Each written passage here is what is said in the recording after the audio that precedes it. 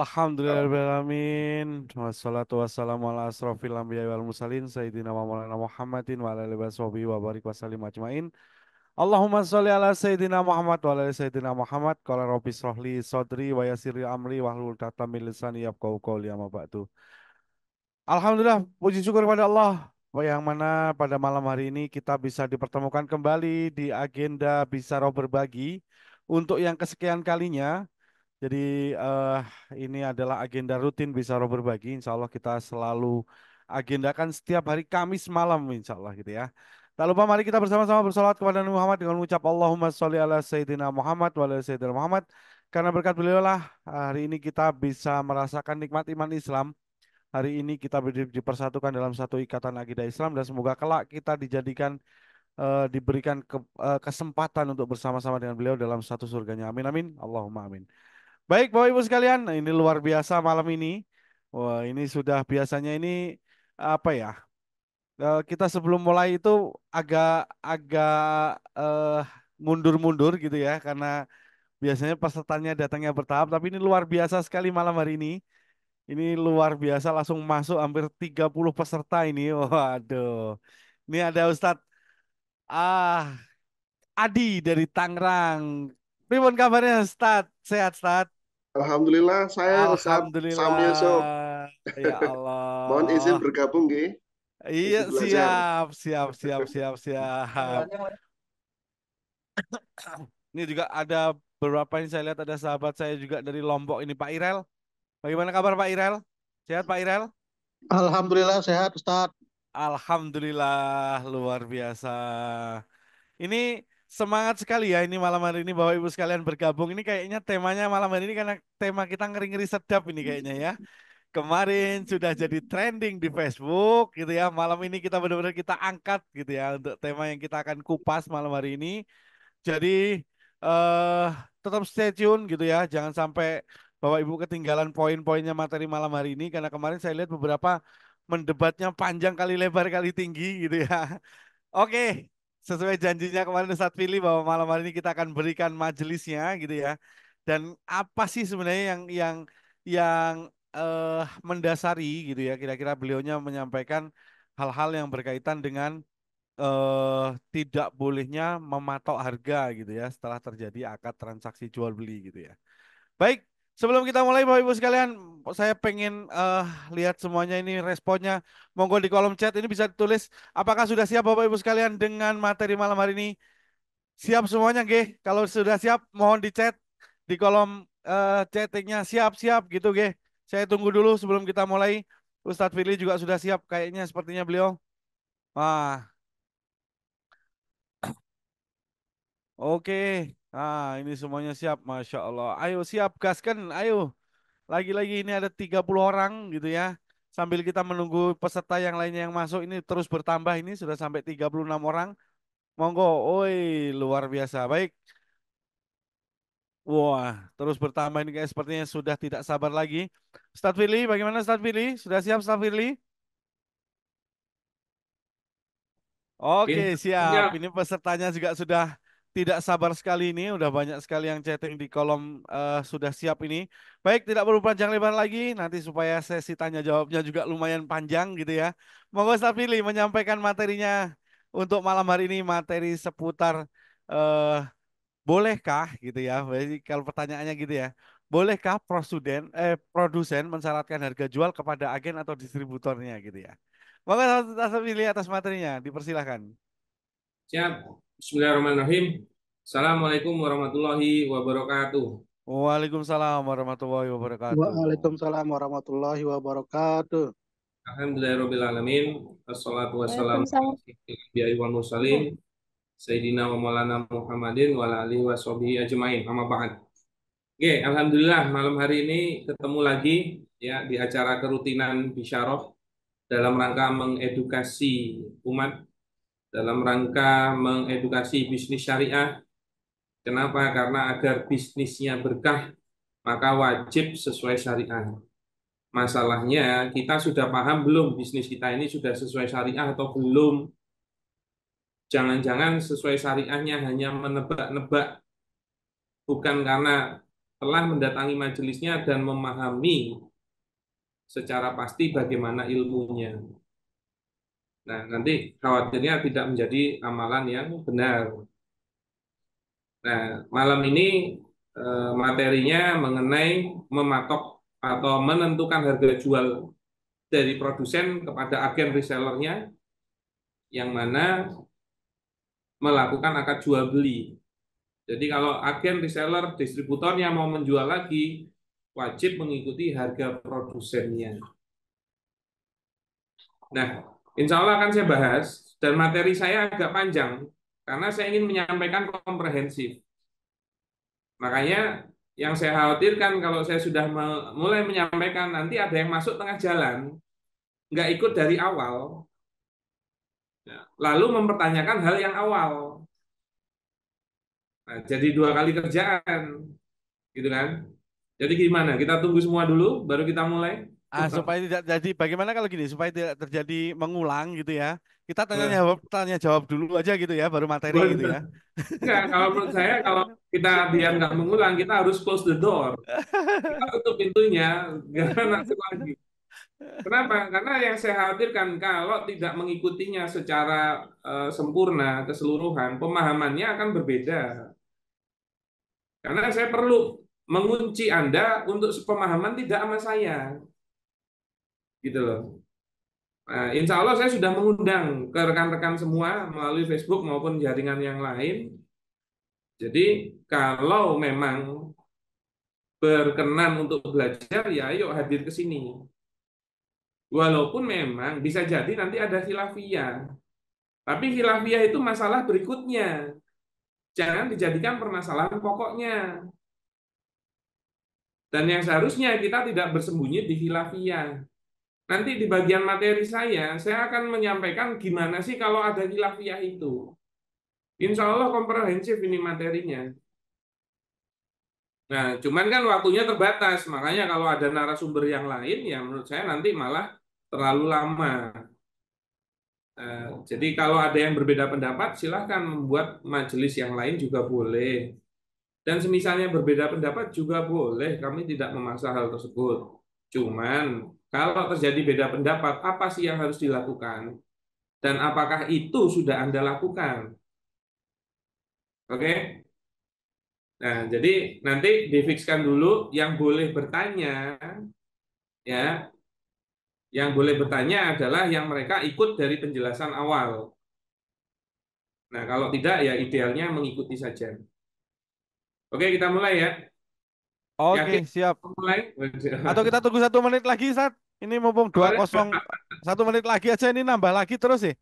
iya, iya, iya, iya, iya. Oke, habis itu ditandain aja Mas admin. Ini yang masuknya terakhir tandain aja nanti nggak boleh nanya gitu ya. Ya nanti kita Oke, Sat. sesuaikan ya. Siap, monggo Dan Sat. saya khawatirnya kalau tidak mendengarkan penjelasan secara keseluruhan, menangkapnya juga sebagian, nanti mempertanyakan hal yang memang sudah terjelaskan. Nah, tinggal memang masalahnya Anda mau sepakat atau tidak. Tapi kalau Anda mempelajari fikih jual beli, sebagaimana saya mempelajari, insya Allah Anda akan sepakat sama saya. Nggak mungkin enggak. Oke, nah makanya kita ikuti dulu. Oke, monggo Soalnya Sat. ini sudah malam ya. Ya Oke, iyalah, langsung. 8, masuk masih pagi. Saya Langsung izin Sat untuk share materinya. screen. Siap. Ya, sudah masuk materinya? Sudah Sat. Ya. Sudah Sat. Sudah. Langsung aja di play. Ya. Nah, materi kita hari ini adalah bolehkah produsen, sorry, pencet malah. Nah, bolehkah produsen menentukan harga jual kembali kepada distributor, agen resellernya yang telah membeli dari produsennya? Jadi pokok pembahasannya ini ya. Sebenarnya saya mau membuat pendahuluan dulu, tapi nanti tidak tambah kelamaan materinya. Intinya adalah menjawab pertanyaan ini. Oke. Dan sebenarnya bukan masalah Anda langsung tahu boleh atau tidak, haram atau tidak. Tapi bagaimana kok dia itu menjadi bisa kesimpulan, proses kesimpulan bahwasannya itu boleh atau tidak, disitulah ilmunya. Dan biasakan Anda itu membuka diri, mempelajari dulu dasar teori, jangan ujuk-ujuk konklusi. Karena ilmunya itu di dasar teori, bukan di konklusinya. Karena kalau tahu dasar teorinya, nanti mendapatkan kasus yang semisal, insya Allah Anda sudah paham, oh ini boleh, oh ini enggak. Nah, cuman orang-orang itu pada pinginnya instan gitu loh. Dan saya ini insya Allah menjelaskan juga butuh waktu, bisa jadi setengah jam, bisa jadi lebih. Kalau disuruh ngetik itu kan yo kurang gawean gitu loh. Nah, makanya kenapa saya jadikan acara untuk Zoom online saja, biar lebih gamblang dan gerakan bisa bersifat dua arah. Nah, sekarang kita masuk ya, mengenai pokok permasalahan. Jadi pokok permasalahannya di sini adalah yang menjadi akadnya apa. Dan basically karena kita menyampaikan telah membeli dari produsennya, maka telah terjadi akad jual beli antara produsen dengan distributornya atau agennya atau resellernya. Berarti yang harus kita bahas itu adalah tentang jual beli. Nggak usah bahas yang lain dulu. Maka kita akan diskusikan fikih jual beli. Maka kalau Anda nanti memahami fikih jual belinya, Anda sendiri itu sebenarnya bisa menyimpulkan ini boleh atau tidak. Cuman bisa jadi Anda sendiri itu belum pernah mempelajari fikih jual beli. Nah, salah satu pembelajaran di dalam fikih itu sebelum ngomongin bla bla bla bla bla blanya, yang harusnya didiskusikan dulu itu tentang pengertiannya. Maka kalau pengertiannya saja kita tidak sepemahaman atau bahkan kita beda, ya memang nggak bisa diskusi. Tapi di dalam fikih untuk jual beli yang perkaranya ini masyhur, sudah banyak dilakukan, kurang lebih sebenarnya mau mazhab apapun itu sama. Oke, berarti kita diskusikan dulu tentang pengertian jual beli ini. Kalau pengertian jual beli menurut arti bahasanya al-bai'u lughatan, mutolakul mubadalati. Jadi yang dinamakan jual beli itu adalah pertukaran secara mutlak. Oh, ini menurut arti bahasa ya. Jadi yang namanya jual beli itu menurut pengertian bahasanya adalah pertukaran secara mutlak atau au iktau syai'in fi muqabalati syai'in akhari. Pertukar atau memberikan sesuatu sebagai ganti sesuatu yang lain. Dari sini sudah bisa kita pahami gitu. Yang namanya jual beli dari dulu dari segi bahasanya itu adalah bertukar, melakukan pertukaran secara mutlak. Berarti konklusinya memang akan memindahkan kepemilikan dan ini hal yang vital untuk dipahami. Kenapa? Karena ini mempengaruhi implikasi berikutnya. Oke. Nah, ini pengertian dari sisi bahasanya. Nah, yang akan mengikat menjadi amalan itu adalah pengertian menurut istilah syariahnya atau takrif syar'inya, definisi syar'inya. Karena kalau takrif syar'inya sudah ada, takrif lughahnya itu tidak boleh diamalkan. Yang diamalkan takrif syar'inya. Apa takrif syar'inya? Al-bai'u syar'an. Mubadalatu malin bimalin ala sabilit tamliki antarodin. Jadi yang namanya jual beli menurut pengertian syar'i itu adalah pertukaran harta dengan harta yang menimbulkan kepemilikan atas dasar saling rela. Maka harusnya Anda memahami yang namanya jual beli itu harta, ketemu harta, itu ditukarkan dan akhirnya memindahkan kepemilikan. Udah kayak konser aja ya begini ya. Maka itu tentang pertukaran harta dengan harta yang menimbulkan kepemilikan atas dasar saling rela.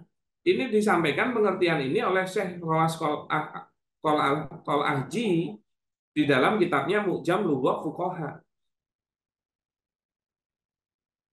Nah, kalau Anda nggak percaya dengan takrif yang saya ambil dari Syekh Rawas Qol Ahji ini, boleh.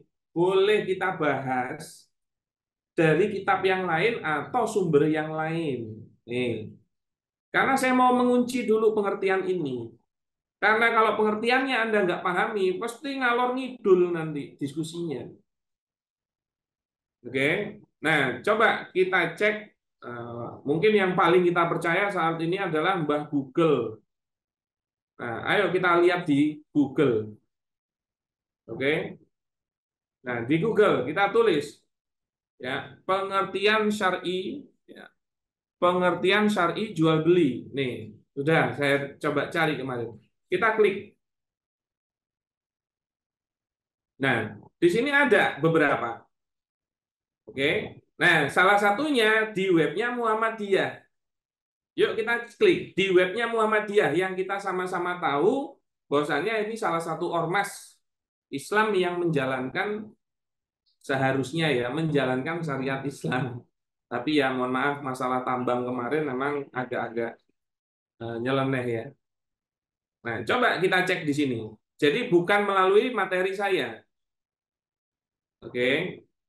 Ayo kita cek di sini. Nah, apa sih pengertian jual beli itu? Nah, ini makna bahasanya. Dalam bahasa Arab, jual beli disebut dengan al-bai'. Dari segi bahasa berarti memindahkan hak milik terhadap benda dengan akad saling mengganti atau menukar suatu barang dengan barang yang lain. Tuh, ini makna bahasanya. Sama kan dengan yang saya ambil tadi. Begitu juga kalau sedangkan menurut istilah, nih, menurut istilah ya, menurut istilah, al-bai' memiliki banyak pengertian sebagaimana dikemukakan oleh para ulama. Oke, kalau mazhab Hanafi, jual beli adalah pertukaran suatu harta dengan harta yang lain menurut cara tertentu. Berarti memang ditukar satu harta dengan harta yang lain, maka memindahkan kepemilikan. Nggak percaya lagi, kita pakai yang mazhab Syafi'i. Jual beli ialah pertukaran suatu harta benda dengan harta benda yang lain, yang keduanya boleh ditasarufkan atau dikendalikan dengan ijab dan qabul menurut cara yang diizinkan oleh syariat. Maka dia memang pasti memindahkan kepemilikan karena jadi boleh ditasarufkan oleh semua pihak yang sudah membeli atau membayarnya.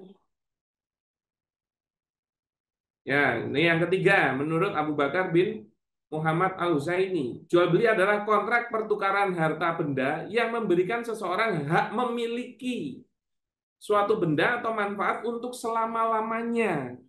Karena sudah berpindah kepemilikan, nggak ada jangka waktunya. Jadi hak tasarruf itu karena kepemilikan dulu. Pemanfaatannya itu karena pemilikan dulu. Karena kalau tidak dia miliki itu tidak mempunyai hak tasarruf.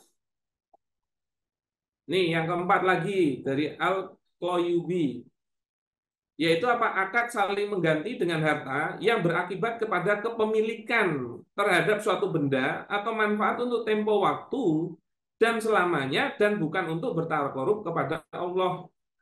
Jadi bukan hibah, bukan sedekah, bukan hadiah, bukan wakaf. Begitu kan? Nah, saya rasa cukup untuk pengertian dari sumber yang lain, salah satunya kita ambil dari Muhammadiyah itu. Gitu loh. Gimana? Bingung kan? Waduh, kok bingung toh? Makanya harus tholabul ilmi. Nah, sekarang saya ingin mengajak Anda, kalau kita memang bicara halal haram, itu pasti bicara tentang fikih. Maka kalau fikih memang ada rujukannya. Nah, kalau kita bicara tentang jual beli, ya berarti kita harus tahu dulu definisinya apa. Dan yang mengikat adalah definisi menurut istilah syariahnya. Contoh. Orang sholat itu kalau arti bahasanya adalah doa. Maka kalau saya duduk-duduk gini, terus ditanya sama orang, Pak lagi ngapain? Oh maaf, saya lagi sholat. Kira-kira Anda percaya nggak? Ya enggak toh, karena apa? Amalan sholat yang digunakan, yang kita ketahui, itu adalah makna secara syariahnya. bukan bahasanya. Kalau makna syar'i dari sholat itu apa? Sekumpulan kegiatan dan perkataan yang dimulai dari Dimulai dari takbir dan takbir, diakhiri diakhiri dengan dengan salam. salam. Maka sebenarnya kalau saya duduk-duduk gini-gini, terus saya bilang saya sholat, insya Allah Anda yakin pasti saya nyeleneh. Sholat kok gitu? Loh, sholat itu artinya doa loh. Saya ini memang lagi sholat. Nah, berarti dia sedang menyelewengkan istilah. Maka apakah sah amalan sholat saya dengan duduk-duduk, diem-diem ini? Pasti Anda yakin juga tidak, karena bukan seperti itulah amalan sholat. Kenapa? Karena amalan sholat harus sesuai dengan istilah syariahnya, yaitu sekumpulan kegiatan dan perkataan yang dimulai dari takbir dan diakhiri dengan salam. Maka memang harus memenuhi pengertian syar'inya. Nggak boleh enggak. Saya kasih contoh lagi. Misalnya Sam Yusuf, oke, moderator kita yang ganteng ini, dengan jaket kebesarannya, itu jualan bakso. Terus saya mau beli baksonya beliau. Tapi saya nggak punya uang. Terus saya bilang sama Sam Yusuf, Pak, saya mau beli baksonya dong 1 porsi. Tapi saya nggak punya duit deh, Pak. Boleh nggak nanti saya ganti dengan mencuci 20 mangkok kotor? Oke. Pertanyaannya, ini sah tidak dinamakan akad jual beli? Sah tidak? Coba pada jawab di kolom chat. Kalau enggak, saya pulang. Ini udah di rumah sendiri kok. Sah tidak itu dibilang akad jual beli? Tidak, boten, tidak. Waduh.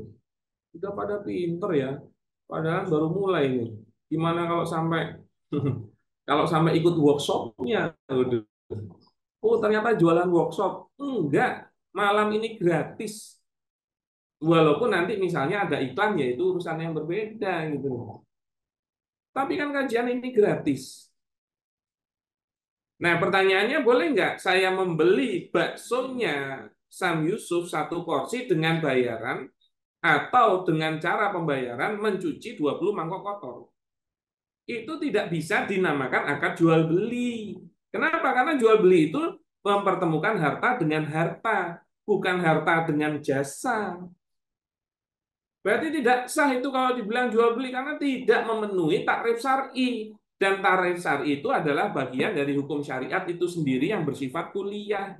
Makanya takrif syar'i juga bisa jadi dalil. Termasuk ya argumentasi yang melarang MLM itu salah satunya itu dari takrif syar'i. Bukan Al-Quran dan Sunnah. Makanya kalau Anda belajar fikih, insya Allah juga tahu detailing lainnya. Nah, tapi pertanyaannya tetap bisa nggak dilakukan akad antara saya dengan Sam Yusuf untuk mendapatkan 1 porsi mangkok baksonya? Insya Allah tetap bisa, tapi akadnya bukan jual beli. Akadnya adalah akad ijaroh. Apa sih pengertian dari ijaroh itu? Aqdun alal manfaati biiwadin. Akad atas manfaat yang diberi kompensasi. Nah, berarti teknisnya gimana? Wah, gantian sekarang Sam Yusuf yang menyampaikan. Wah, Pak, jangan itu caranya. Pasti nggak pernah ikut fikih muamalah ya. Terus menyampaikan yaitu bagaimana? Nah, Sam Yusuf itu mengangkat saya jadi pegawai untuk mencuci 20 mangkok kotor dengan bayarannya satu porsi mangkok bakso. Nah, itu bisa karena akad atas manfaatnya nyuci 20 mangkok kotor dan bayarannya iwadinnya kompensasinya adalah 1 porsi mangkok bakso. Bisa, tapi nama akadnya ijaroh bukan jual beli. Fikih itu detail. Maka sah kalau itu jadi akad ijaroh. Tapi kalau itu tadi dimaknai akad jual beli itu salah. Ingat bedanya. Kalau jual beli objeknya adalah barang, kalau ijarah objeknya jasa, dan itu 2 akad yang berbeda. Yang bisa jadi memang implikasinya pun berbeda. Nah, saya mau mengunci ini dulu. Maka kalau nanti ada argumentasi yang menghalang-halangi kepemilikannya, itu sudah langsung tertolak dengan adanya penyampaian tentang takrif syar'i ini. Nggak usah dipaksa. Kenapa? Ya karena sudah menyalahi takrifnya. Nggak bisa. Saya kunci dulu di sini. Oke, itu pengertian jual belinya. Sebenarnya dengan menyampaikan kayak gini, hal-hal berikutnya itu saya yakin Anda sendiri sudah bisa menjawab kok. Boleh nggak produsen yang menjual barangnya kepada distributor, agen, resellernya, dan mematok harga jual kembalinya lagi. Nanti kita perdalam. Masih pada bangun toh ini? Masih pada bangun. Sam Yusuf aman ya? Nah, sekarang kita bicara tentang rukun jual beli. Kenapa? Karena akad jual beli yang sah itu harus memenuhi rukunnya. Maka nanti harus sesuai rukunnya. Oke. Nah, apa aja sih rukun jual beli itu? Ada al-aqidani, yaitu dua pihak yang berakad. Ingat, pelaku akad di jual beli itu cuma dua. Kalau nggak penjual, itu pembeli. Makanya saya merequest Anda itu kosongkan dulu gelas Anda, lepaskan dulu posisi Anda sebagai produsen kalau mau diskusi ya. Karena kita bicara tentang akad jual beli. Oke. Lepaskan dulu posisi Anda biar objektif. Kalau memang Anda itu produsen yang mewajibkan harga jual, lepas dulu. Karena kalau kita bicara tentang fikih jual beli, ya kita hanya berbicara tentang jual belinya. Maka pelaku akadnya cuma dua. Kalau nggak penjual, ya pembeli. Nggak ada pelaku akad ini produsen, agen, reseller, distributor, itu nggak ada. Itu hanya penamaannya saja. Yang dikunci siapa penjualnya, siapa pembelinya. Oke. Nah, objek akadnya apa? Yaitu barang dagangan. Sebenarnya kan mempertukarkan barang dengan barang ya. Jadi penjual itu dengan hartanya, pembeli dengan hartanya. Nah, jadi kalau jual beli itu kan pertukaran harta dengan harta. Bisa barang ketemu barang, uang ketemu uang, atau uang ketemu barang. Itu semua harta dan mempertemukan harta dengan harta itu semua jual beli. Tapi khusus uang ketemu uang memang ada hukumnya sendiri karena dia barang ribawi. Tapi itu tidak kita diskusikan malam hari ini. Maka objek akadnya penjual nanti bawa barang dagangan, pembeli bawa pembayarannya dan mempertemukan hal itu. Kemudian nanti rukun ketiganya adalah sigot, yaitu ijab dan qabul. Nah, rukun jual beli itu cuma begini. Pelaku akad, objek akad, ijab qabul. Oke. Sesimpel itu sebenarnya. Dan barang dagangan itu nggak dilihat ini barang baru kayak second kayak enggak. Tapi tentang barang yang dijual. Makanya di sini nggak ada pembicaraan penyamarataan harga pasar itu nggak pernah ada. Makanya kalau tujuan Anda menjaga harga pasar biar nggak ngawur, itu memang tidak didiskusikan di akad jual belinya. Itu namanya resiko bisnis. Nanti kita perdalam. Nah, jadi rukunnya cuma ada tiga ini, pelaku akad, objek akad, ijab qabul. Oke. Nah, setiap rukun itu ada syaratnya. Nah, syaratnya ini apa saja? Nanti di penjual dan pembelinya ada syaratnya, barang dagangan ada syaratnya, ijab qabul ada syaratnya. Maka kalau dia mau akad jual belinya sah harus memenuhi rukun dan syaratnya. Oke. Nah, apa syaratnya untuk penjual dan pembeli? Ada tiga, akil, mumayyiz, mukhtar. Akil itu berakal, tidak gila dalam kondisi sadar. Makanya jual beli sama orang gila tidak sah alias batil. Mumayyiz 7 tahun, jual beli dengan anak 6 tahun, batal alias tidak sah. Hati-hati tuh. Mukhtar tidak dalam kondisi dipaksa. Ini syaratnya. Saya tidak bicara dalilnya, nanti malah semakin panjang sampai subuh. Nanti subuh. Oke, 3 untuk syarat pelaku akadnya. Sekarang syarat untuk barang dagangannya. Pertama, barangnya suci, yaitu bukan najis. Makanya jual beli zat yang haram, misalnya jual beli khamr, itu langsung tidak sah. Batal itu akad jual belinya. Kemudian barangnya dapat dimanfaatkan secara hukum syariat.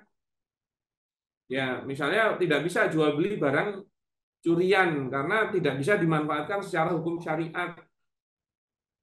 Kemudian barangnya milik orang yang berakad. Ini hukum asal jual beli itu memang penjualnya harus memiliki barangnya. La tabi malaisa indaka. Janganlah engkau menjual barang yang belum ada di sisimu. Salah satu maksudnya adalah belum dimiliki.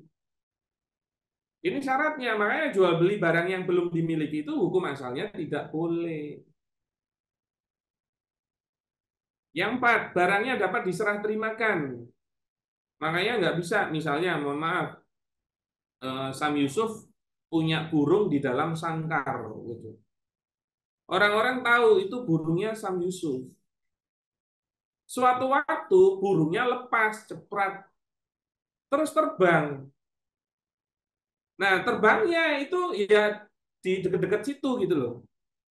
Nah, terus Sam Yusuf bilang, saya jual burung saya yang lepas itu. Itu tidak sah karena tidak bisa diserah terimakan.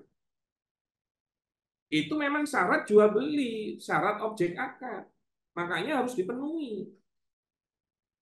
Makanya Sam Yusuf burungnya jangan dilepasin kalau mau dijual.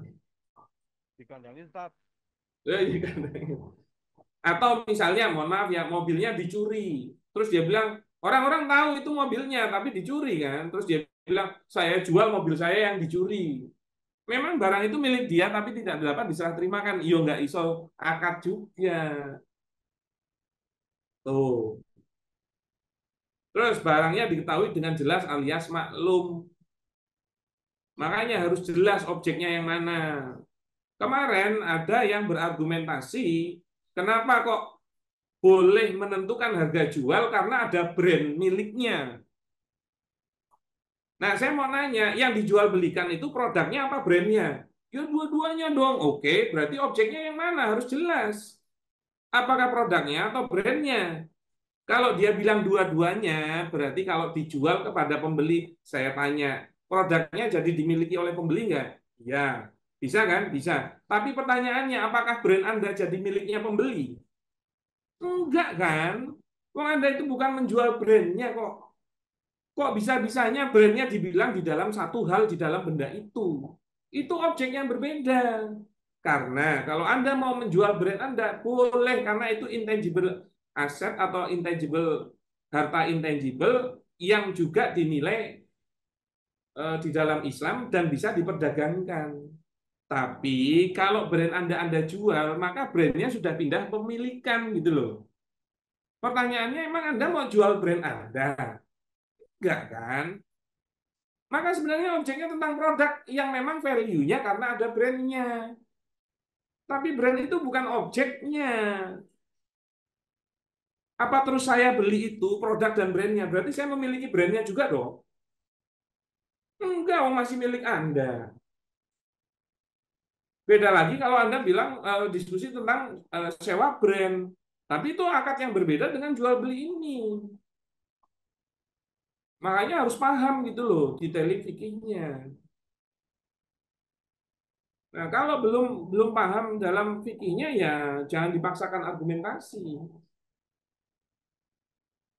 Nah, yang keenam barangnya makbud, ya ini sudah dipegang penjual. Ini untuk barang-barang yang memang kita beli terus mau kita jual lagi. Itu wajib kita terima dulu, ya, takobud dulu baru bisa kita jual. La tabihu hatta takobidoh. Jangan engkau menjual barang yang belum engkau terima. Nah, ini salah satu dalil larangan dropshipper sebagai penjual itu. Nah, saya nggak bicarain dalilnya ya. Ini hanya gambaran saja, nanti nggak kelamaan. Nanti selak tidur, selak tidur. Oke. Nah, kemudian syarat untuk sigot atau ijab kabul ada 4. Ada muafik, ya, 1 majelis akad. tidak ada fasil dan sama. Muafik itu kesamaan nilai. Oke, saya beli HP-nya 1 juta. Baik, saya jual HP-nya 1 juta. Itu kesamaan. Nggak boleh satunya ngomong, baik, saya beli 1 juta, terus dia mengkabulnya, baik, saya jual 1.100.000. Nah, itu nggak muafik namanya. Kemudian wajib satu majelis akad. Ya, tidak ada fasil, tidak ada pemisah, dan sama semua pihak bisa mendengar. Nah, itu tidak detailing, hanya sampai situ. Nah, maka skema rukun jual beli itu cuma begini. Ada pelaku akadnya. Siapa kalau nggak penjual, pembeli itu tok. Nggak ngomongin Anda agen, distributor, reseller, nggak dilihat. Pokoknya siapa yang jual, siapa yang beli, itu tok. Dulu di zaman Nabi itu ya nggak ono kok agen, distributor, reseller. Sedangkan fikih itu kan basicnya. Pelaku akad dijual beli, kalau nggak penjual ya pembeli, itu aja. Makanya nggak mungkin ada akad jual beli 3 pihak, 4 pihak, 5 pihak, itu nggak bakalan ada karena pelakunya cuma 2 pihak. Kalau nggak penjual, pembeli. Nah, salah satu hal yang salah di dalam murabahah bank syariah itu terkadang mengikat menjadi jual beli 3 pihak. Itu aja sudah fail di rukunnya. Tapi itu tidak kita diskusikan malam ini. Nah, objek akadnya apa? Kalau penjual membawa barang, kalau pembeli membawa pembayaran. Nah, nanti tinggal ijab qabul. Maka kalau sudah terjadi ijab qabul, ya, sini ijab, sini qabul, ya, yang sudah sesuai dengan rukun dan syaratnya, maka itu akan mengikat, yang mana dampaknya apa? Mempertukarkan objek akadnya. Barangnya jadi milik pembeli, ya, dan pembayarannya milik penjual gitu loh. Kan begitu kan? Secara mutlak.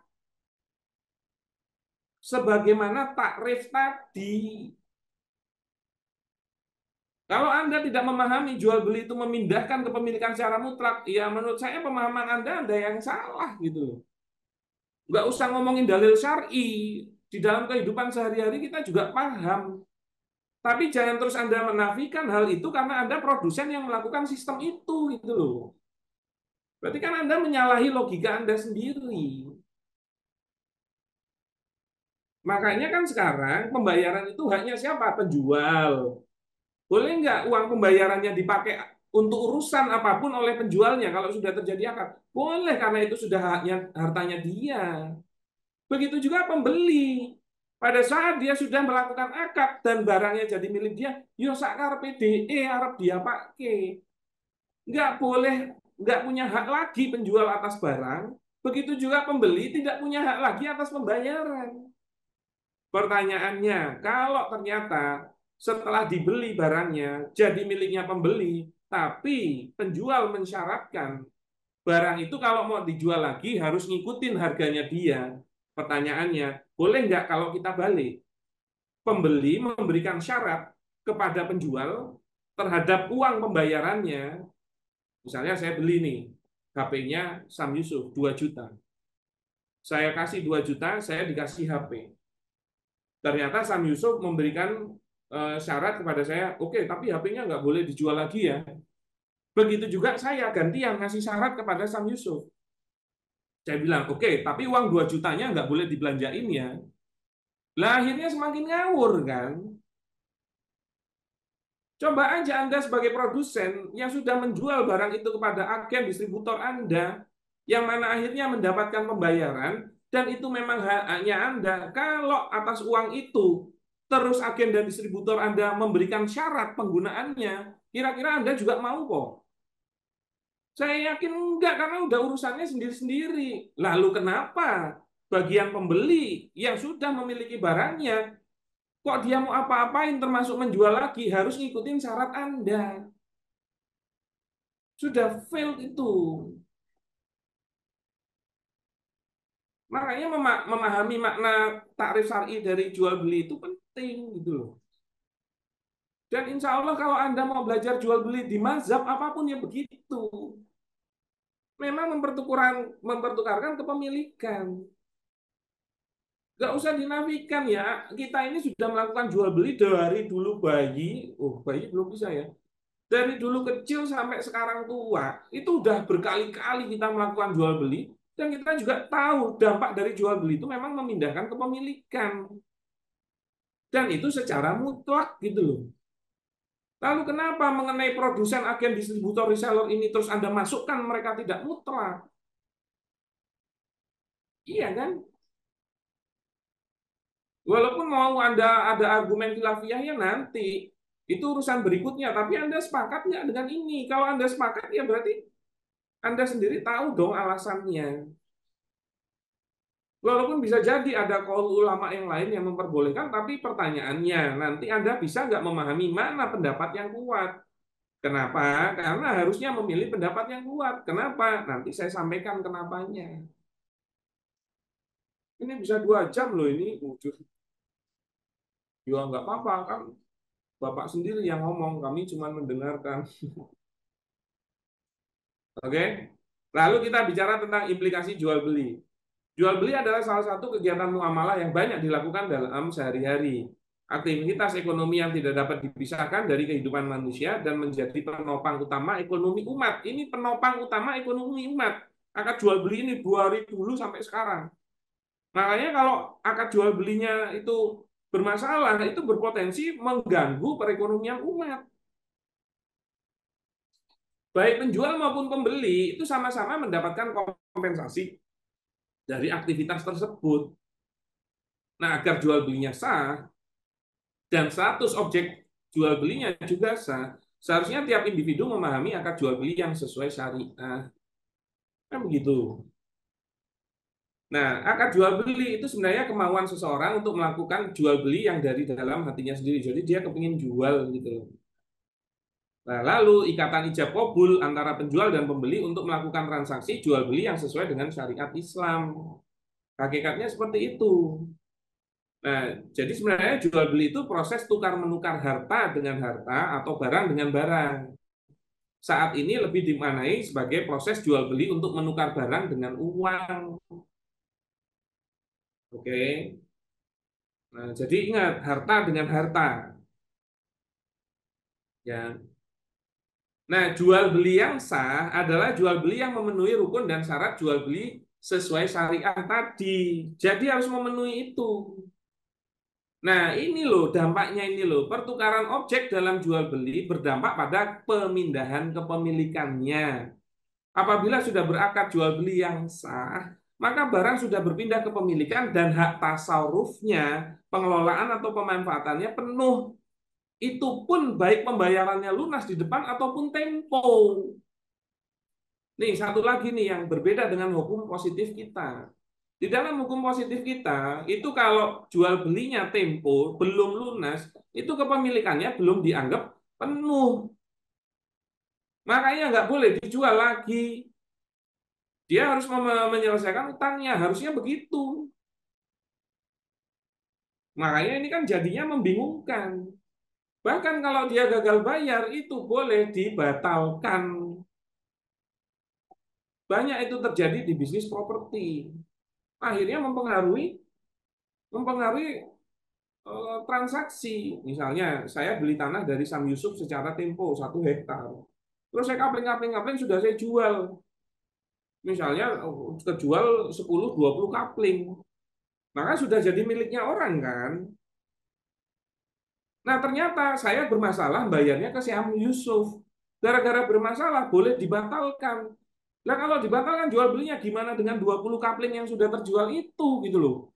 Mereka nggak salah apa-apa kok malah terdampak gara-gara itu.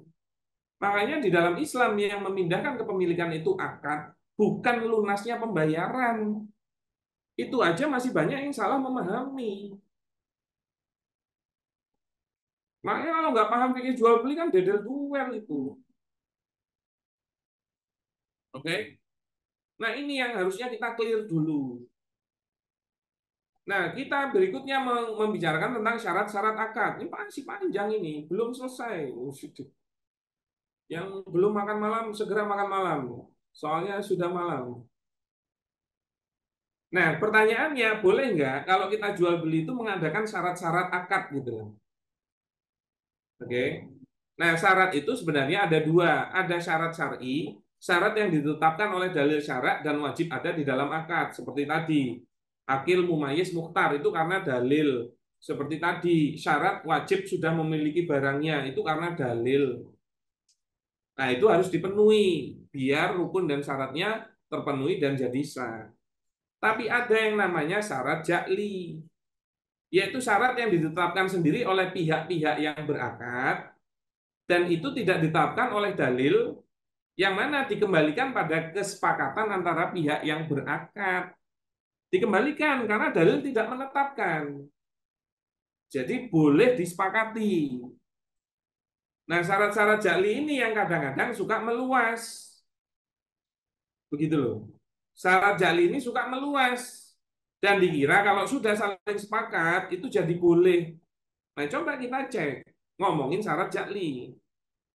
Nah, kaidah fikih mengenai syarat ja'li itu adalah al-aslu fi syuruti fil muamalati al-ibahah. Jadi hukum asal membuat syarat-syarat ja'li dalam muamalah adalah boleh. Contohnya apa? Oke, Sam Yusuf, saya beli ya barangnya 2 juta. Oh ya, siap. Ini saya transfer. Tapi saya ngasih barangnya besok ya di depan Indomaret. Tuh, misalnya begitu kan. Nah, waktu dan tempat serah terima barang itu boleh karena tidak diatur di dalam dalil. Atau waktu pembayaran barang, saya beli ya HP-nya 2 juta, tapi saya bayarnya bulan depan. Kan nilainya sudah oke, 2 juta. Nah, itu boleh membuat syarat ja'li. Untuk kapan pembayarannya? Kalau disepakati, maka itu mengikat. Contoh lagi, syarat mengenai jam kerja. Kalau Anda cari itu dalilnya di Al-Quran dan Sunnah, itu nggak ada jam kerja yang syar'i. Karena jam kerja itu dikembalikan pada kesepakatan. Hari kerja, baju kerja, kapan pembayaran upah, itu boleh, itu syarat ja'li. Nisbah bagi hasil, itu sebenarnya syarat ja'li. Dikembalikan kepada kesepakatan. Maka membuatnya boleh. Hukum asalnya. Dan bila syarat ja'li sudah disepakati oleh para pihak yang berakad, maka wajib hukumnya dilakukan. Ini wajib. Makanya saya bilang kan, Sam Yusuf saya beli ya HP-nya 2 juta, tapi saya bayarnya bulan depan. Nah, menjadi wajib saya bayar 2 juta bulan depan karena sudah kita sepakati sebagai syarat ja'li. Dalilnya apa? Ini al-muslimuna ala surutihim ila sarton haromah halalan awahala haroman. Jadi kaum muslim terikat syarat-syarat ja'li yang telah mereka sepakati kecuali syarat yang mengharamkan sesuatu yang halal atau menghalalkan yang haram. Itu enggak boleh. Misalnya apa? Utang piutang. Gua aku utang 1 juta. Ya oke lah nih, tapi balikinnya 1.100.000 ya. Itu nggak bisa disepakati karena mengharamkan sesuatu yang halal atau menghalalkan sesuatu yang haram. Yaitu apa? Terjadinya riba. Maka sebenarnya nggak bisa ujuk-ujuk yang penting sepakat, yang penting sepakat. Kenapa? Karena ada dalilnya. Syarat ja'li tidak boleh dibuat dan dilaksanakan jika bertentangan dengan syarat, bertentangan dengan hukum syariat. Dalilnya apa? Kullu syartin laisa fi kitabillah fahuwa batil.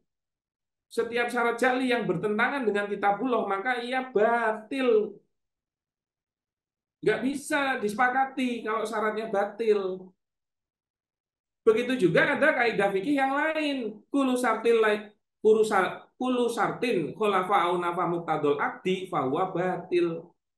Jadi setiap syarat yang menyalahi atau meniadakan konsekuensi akad adalah syarat yang batil. Itu juga nggak boleh meniadakan konsekuensi akad, menyalahi konsekuensi akad. Juga nggak boleh. Saya kasih contoh. Apa contoh syarat ja'li yang batil? Pertama, mempersyaratkan adanya tambahan dalam pinjaman atau utang piutang, riba, nggak boleh jadi syarat yang batil. Oke. Kemudian mensyaratkan barang yang dibeli tidak boleh dijual lagi, nggak boleh karena sudah miliknya pembeli ya terserah. Mau dipakai sendiri kayak, mau dijual kayak, mau dihibahkan kayak, mau dibuang kayak. Karena penjual sudah nggak punya hak lagi. Atau mensyaratkan harga jual kembali bila barang yang sudah dibeli akan dijual lagi oleh pembeli, sebagaimana kasus atau hal yang sedang kita diskusikan malam hari ini.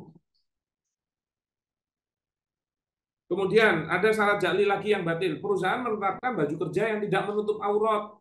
Nggak boleh, itu disepakati. Wah, aku terikat akad ijarah. Oh iya, tapi harus pakai baju mini. Yo, nggak boleh, disepakati.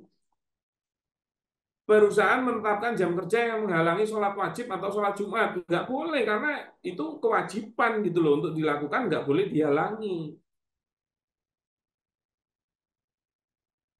Nih, mewajibkan pengelola sirkah untuk menanggung kerugian bisnis yang dijalankan. Nggak boleh, karena memang di dalam sirkah kalau ada kerugian bisnis, kerugian harta, memang pemodal yang menanggung. Al-wadi'atu alal mal.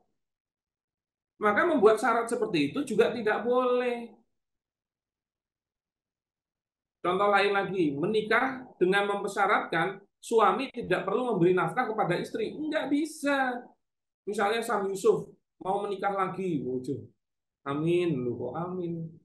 Istri nggak ikut ya, oke aman. Ya.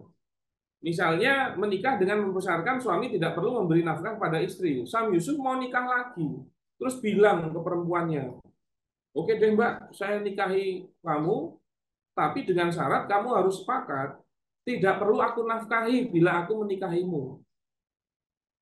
Terus perempuannya bilang, oke deh mas, karena aku mencintaimu, aku sepakat untuk menikah denganmu tanpa perlu diberi nafkah.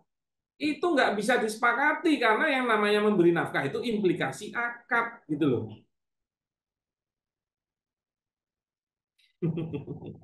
Kenapa contohnya begitu? Ya ini karena Anda moderator, jadi saya jadiin contoh dulu.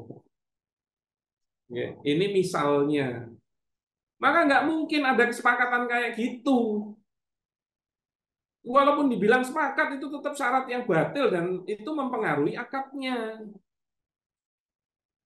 Saya yakin kalau Anda mengikuti penjelasan saya dari awal sampai yang titik ini, kemungkinan besar itu nggak ada yang Anda nggak sepakat. Karena yang namanya implikasi akad itu harus dilakukan, bukan tentang kesepakatan. Iya kan? Dan lain-lain, contohnya masih banyak yang lain. Nah, sekarang kita bicara tentang akad sah dan tidak sah. Akad itu ada yang sah, ada yang tidak sah. Akad yang sah yang memenuhi perintah syarat pada rukun-rukun dan syarat-syarat akad. Akad tidak sah itu akad yang tidak memenuhi perintah syarat pada rukun-rukun dan syarat-syarat akad. Itu loh. Nah, akad tidak sah ada dua. Ada akad yang batil alias batal, itu cacat pada salah satu rukun akadnya atau pada syarat yang wajib ada pada rukun akadnya. Batal. Tapi ada yang namanya akadnya fasad, yaitu cacat pada sifat akad yang bukan rukun akad atau ada syarat yang batil. Nah, maka kalau Anda melakukan jual beli dengan agen distributor Anda dan menentukan harga jual kembali, itu sebenarnya rukun dan syaratnya sudah terpenuhi. Cuman ada syarat yang batil. Nah, ingat bedakan antara syarat batil sama akad batil. Nah, sebenarnya nanti jatuhnya itu fasad alias rusak, bukan batal. Nah, cara membenahinya sebenarnya itu mudah. Nah, pahami dulu posisi akad ya. Lalu kesimpulannya apa? Jual beli yang mensyaratkan penentuan harga jual kembali apabila pembeli menjual kembali barang yang dibeli adalah syarat yang batil. Kenapa? Karena menyalahi konsekuensi akad jual beli, yaitu implikasi kepemilikan yang sudah berpindah menjadi milik pembeli secara mutlak. Maka penjual sudah tidak punya hak lagi atas barangnya. Oke, clear dulu di sini. Karena kan tadi ada kaidah fikih yang menyatakan kulu satin khulafa au nafa muqtadul ardi fahuwa batil. Setiap syarat yang menyalahi atau meniadakan implikasi akad itu syarat yang batil, maka tidak bisa disepakati. Maka memberikan syarat itu tidak boleh. Kenapa? Karena barang sudah milik pembeli secara mutlak, nggak punya hak lagi si penjual. Maka syarat yang batil ini membuat akad jual belinya menjadi fasad. Ini bukan batal, tapi fasad. Walaupun itu fasad, tetap haram untuk disepakati dan menjadi dosa. Dikarenakan akadnya fasad atau rusak, maka cara menyelesaikannya adalah cukup dengan menghilangkan atau tidak menyepakati syarat yang batil tersebut. Sebenarnya tinggal menafikan. Nah, tapi pertanyaannya, penjual Anda, produsen Anda mau nggak menafikan itu? Karena mereka alasannya itu mau menjaga harga pasar, padahal itu sebenarnya ingin mengamankan diri mereka sendiri. Tidak usah membicarakan harga pasar, akadnya sah atau tidak. Bermasalah nggak di akadnya. Kalau ngomongin halal haram tuh begitu, karena harga pasar itu hal yang memang dibiarkan mengambang atau terserah pasar menginginkannya. Namanya juga harga pasar. Berarti bolehkah produsen menentukan harga jual kembali kepada distributor, agen reseller yang telah membeli dari produsennya? Jawabannya enggak boleh dan haram hukumnya. Itu konklusi kita untuk kasus malam ini. Tuh, berapa menit ini? Lebih kan? Tuh, hampir sejam. 1 jam. Nulis. Lah ya disuruh nulis. Apa ya ditulis juga langsung paham. Ayo datengin majelisnya. Nanti berbayar. Ya emang kenapa? Thalabul ilmi itu hukumnya wajib. Kalau memang butuh adanya biaya, maka menjadi wajib mencari dananya. Kalau enggak ya mau enggak, tapi tetap wajib thalabul ilmi cari yang free gitu loh. Tapi ada enggak yang bahas ini? Kan ada kaidah fikih yang menyatakan malayatimul wajibu ila bihi bahwa wajib. Apabila ada hal-hal yang wajib terkendala gara-gara sesuatu, sesuatunya jadi wajib. Hukum asal bekerja atau berbisnis itu hukum asalnya mubah, enggak wajib. Tapi bagi laki-laki punya kewajiban menafkahi keluarganya. Gara-gara kewajiban menafkahi keluarganya, berarti dia butuh uang enggak untuk menafkahi? Iya. Berarti dia harus cari uang. Cari uangnya gimana caranya? Bisa bekerja, bisa berbisnis. Nah, maka hukum asal bekerja atau berbisnis yang tadinya mubah jadi wajib kalau nggak punya duit.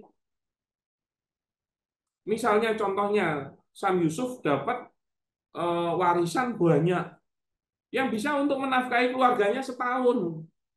Pertanyaannya, kalau kondisinya kayak gitu, Sam Yusuf jadi wajib nggak untuk bekerja atau berbisnis? Udah nggak, kembali ke hukum asal, mubah karena sudah mampu untuk menafkahi. Begitu juga thalabul ilmi. Thalabul ilmi faridotun ala kulli muslim. Thalabul ilmi itu hukumnya wajib. Kalau memang Anda butuh ilmunya dan harus berbiaya, ya usahakan. Membuktinya anak-anak Anda atau kita waktu kecil dulu itu harus sekolah, itu akhirnya orang tua kita bayar kok. Demi memang memberikan pendidikan. Bahkan untuk menuntut ilmu syar'i loh. Ya tinggal Anda sesuaikan dengan kemampuannya. Bukan mencemooh orang yang membuat kelas seperti itu. Wong ini untuk mengedukasi umat kok. Dan jangan tutup itu dengan alasan khilafiyah atau bahkan ukuah.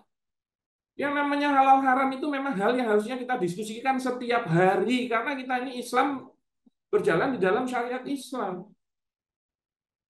Masalah anti ada khilafiyah itu masalah berikutnya gitu loh. Tapi Anda sendiri itu sudah thalabul ilmi atau belum? Kan begitu. Sudah mulai pada ya, bertanya ya. Dikira udah selesai apa belum? Udah. Sam Yusuf masih kuat? Siap, lanjut Nah, ini lah. baru kesimpulannya. Nah, sekarang kita diskusi sedikit mengenai perbedaan pendapat atau khilafiyah. Islam membolehkan perbedaan pendapat atau khilafiyah pada masalah-masalah furu'iyah, yaitu cabang. Bukan usul, yaitu akidah. Kalau akidah nggak boleh ada khilafiyah. Makanya kalau akidah, itu dalilnya harus dalil-dalil qat'i. Nah, untuk furu'iyah memang dia dalilnya atau nasnya itu baik Al-Quran Sunnah yang bermakna atau maknanya bersifat zoni, dugaan. Yaitu nas yang mempunyai kemungkinan makna lebih dari satu. Maka diskusi kita tentang muamalah seperti ini sebenarnya memang masalah furu'iyah. Nah, menghadapi perbedaan pendapat tersebut, sikap seorang muslim adalah melakukan tarjih. Ini loh. Nah, tarjih adalah memilih pendapat yang paling kuat di antara pendapat-pendapat yang ada berdasarkan dalil yang paling kuat. Maka tidak boleh mengikuti salah satu pendapat khilafiyah tanpa melakukan tarjih. Makanya juga jangan menutup diri terhadap pendapat yang lain. Tinggal kita perbandingkan mana pendapat yang terkuat. Makanya harusnya kita juga berilmu untuk bisa memilih mana yang terkuat. Kenapa kok tidak boleh mengikuti salah satu pendapat khilafiyah tanpa melakukan tarjih? Kenapa? Nah, tarjih itu menurut arti bahasanya adalah at-tamyil atau mencondongkan atau at-tahlib menguatkan. Mengikuti salah satu pendapat khilafiyah tanpa melakukan tarjih tidak dibolehkan sebab itu berarti mengikuti hawa nafsu. Nah, mengikuti hawa nafsu dicela oleh Allah Subhanahu wa taala pada surat An-Nisa ayat 135, fala tatabiul hawa. Maka janganlah kamu mengikuti hawa nafsumu. Kan begitu. Nah, ada dua hukum terpenting mengenai tarjih. Yang pertama, tarjih hukumnya wajib jika ada perbedaan pendapat. Maka melakukan tarjih itu wajib kalau ada perbedaan pendapat. Bukan terus, aku butuh yang pendapat A, aku pakai A aja. Enggak bisa. Nah, dua, mengamalkan dalil yang kuat, hukumnya juga wajib. Setelah kita tarjih, oke, hukum yang A, ternyata pendapat A itu yang kuat, maka menjadi wajib mengamalkan yang kuat itu. Bukan malah milih yang lemah karena Anda membutuhkan.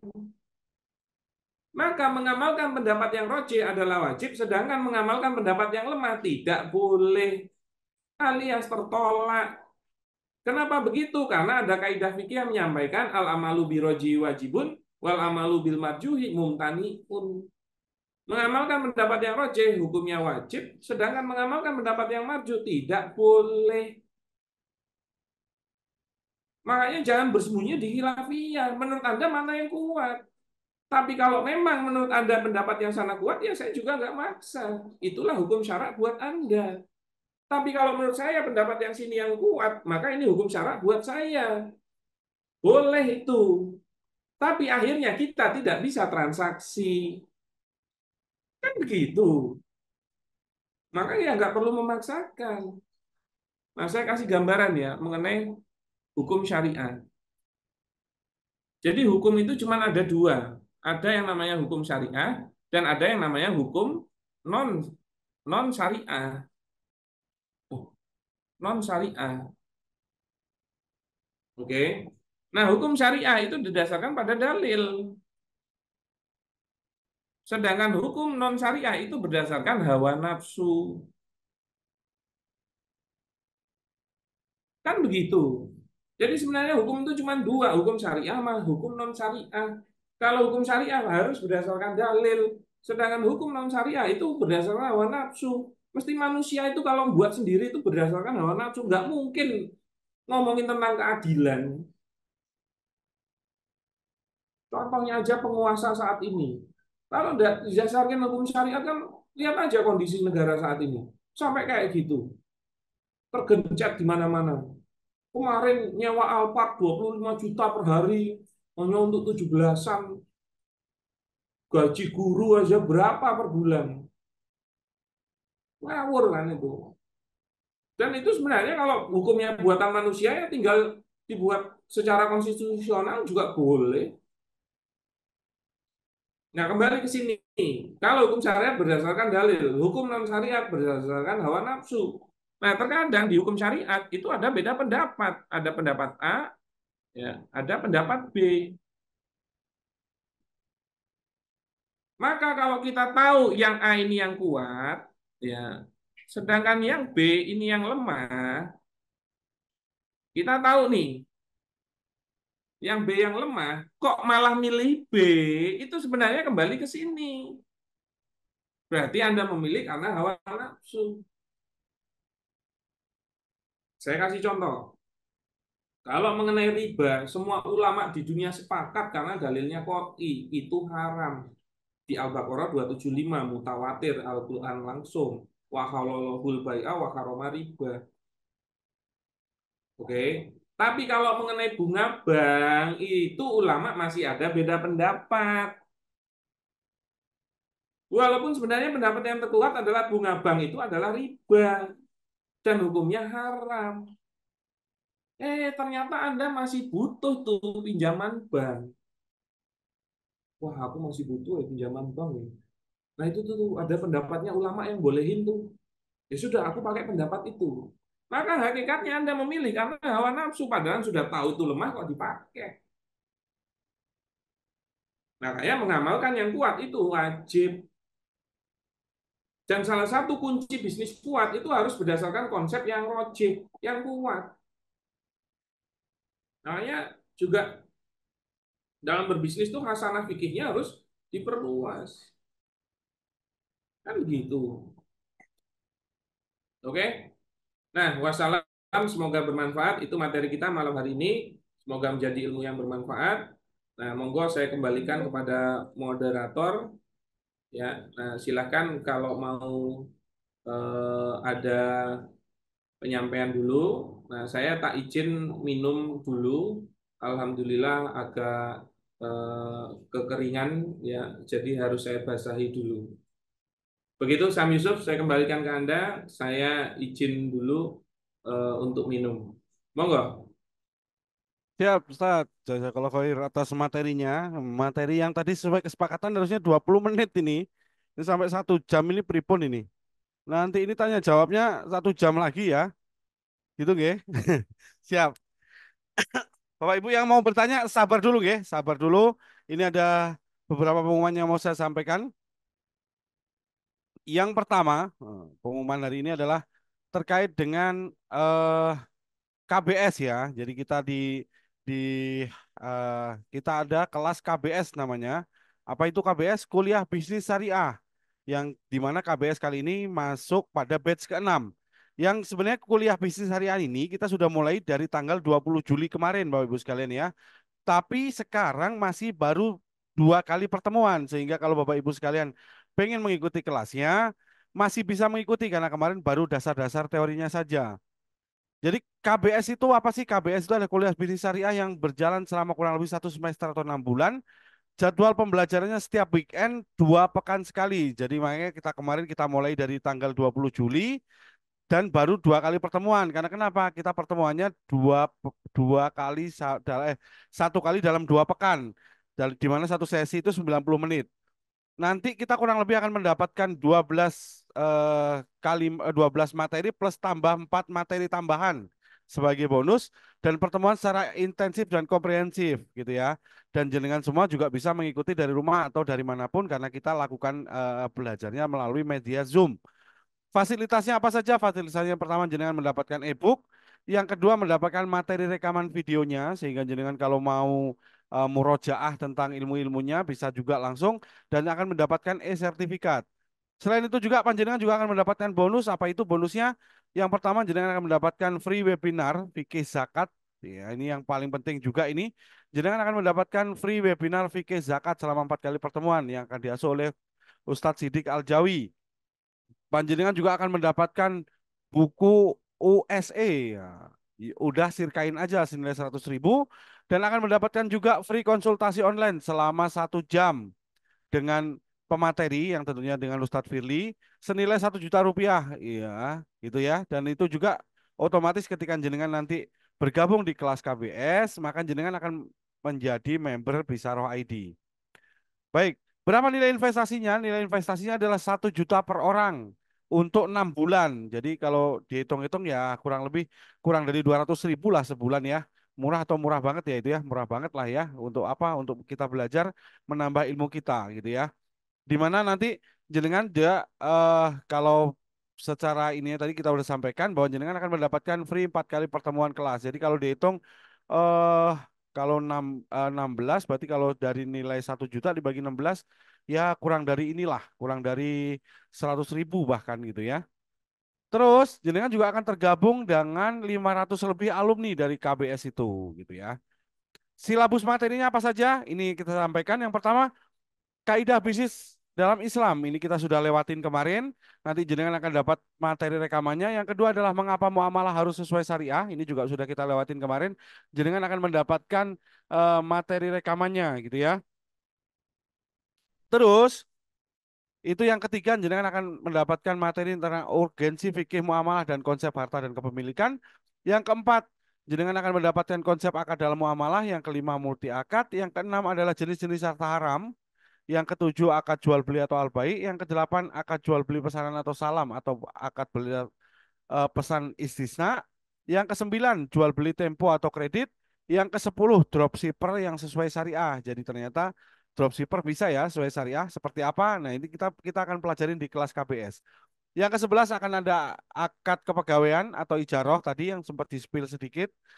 Terus yang ke-12 adalah akad pemakelaran, samsaroh atau akad sayembara atau pemberian bonus bersyarat atau jualah.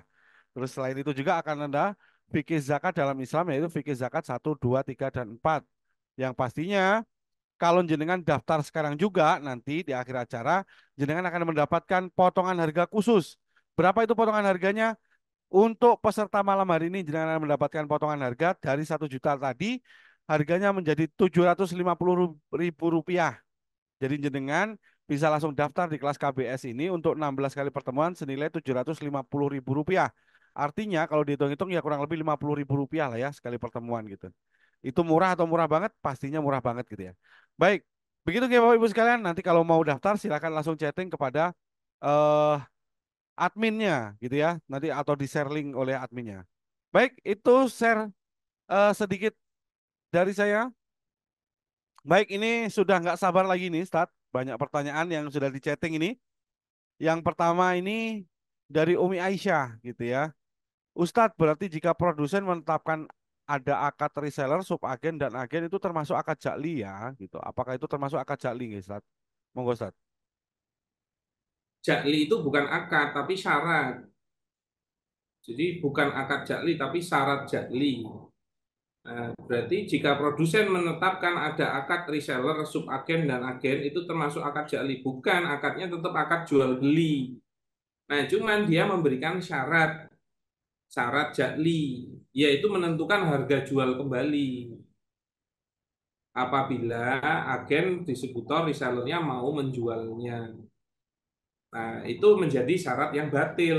Kalau akadnya tetap akad jual beli, bukan akad jakli. Begitu Bu Umi Aisyah. Begitu nggih, Bu Umi Aisyah. Jadi kalau kalau itu syarat nggih, bukan akad nggih. Kalau akad beda lagi dengan konsekuensinya. Kalau Baik, akadnya tetap jual beli. ya akadnya tetap jual beli. Baik, ini yang dari tadi sudah resen ada Bu Widi. Monggo Bu Widi. Siap, monggo Bu Widi.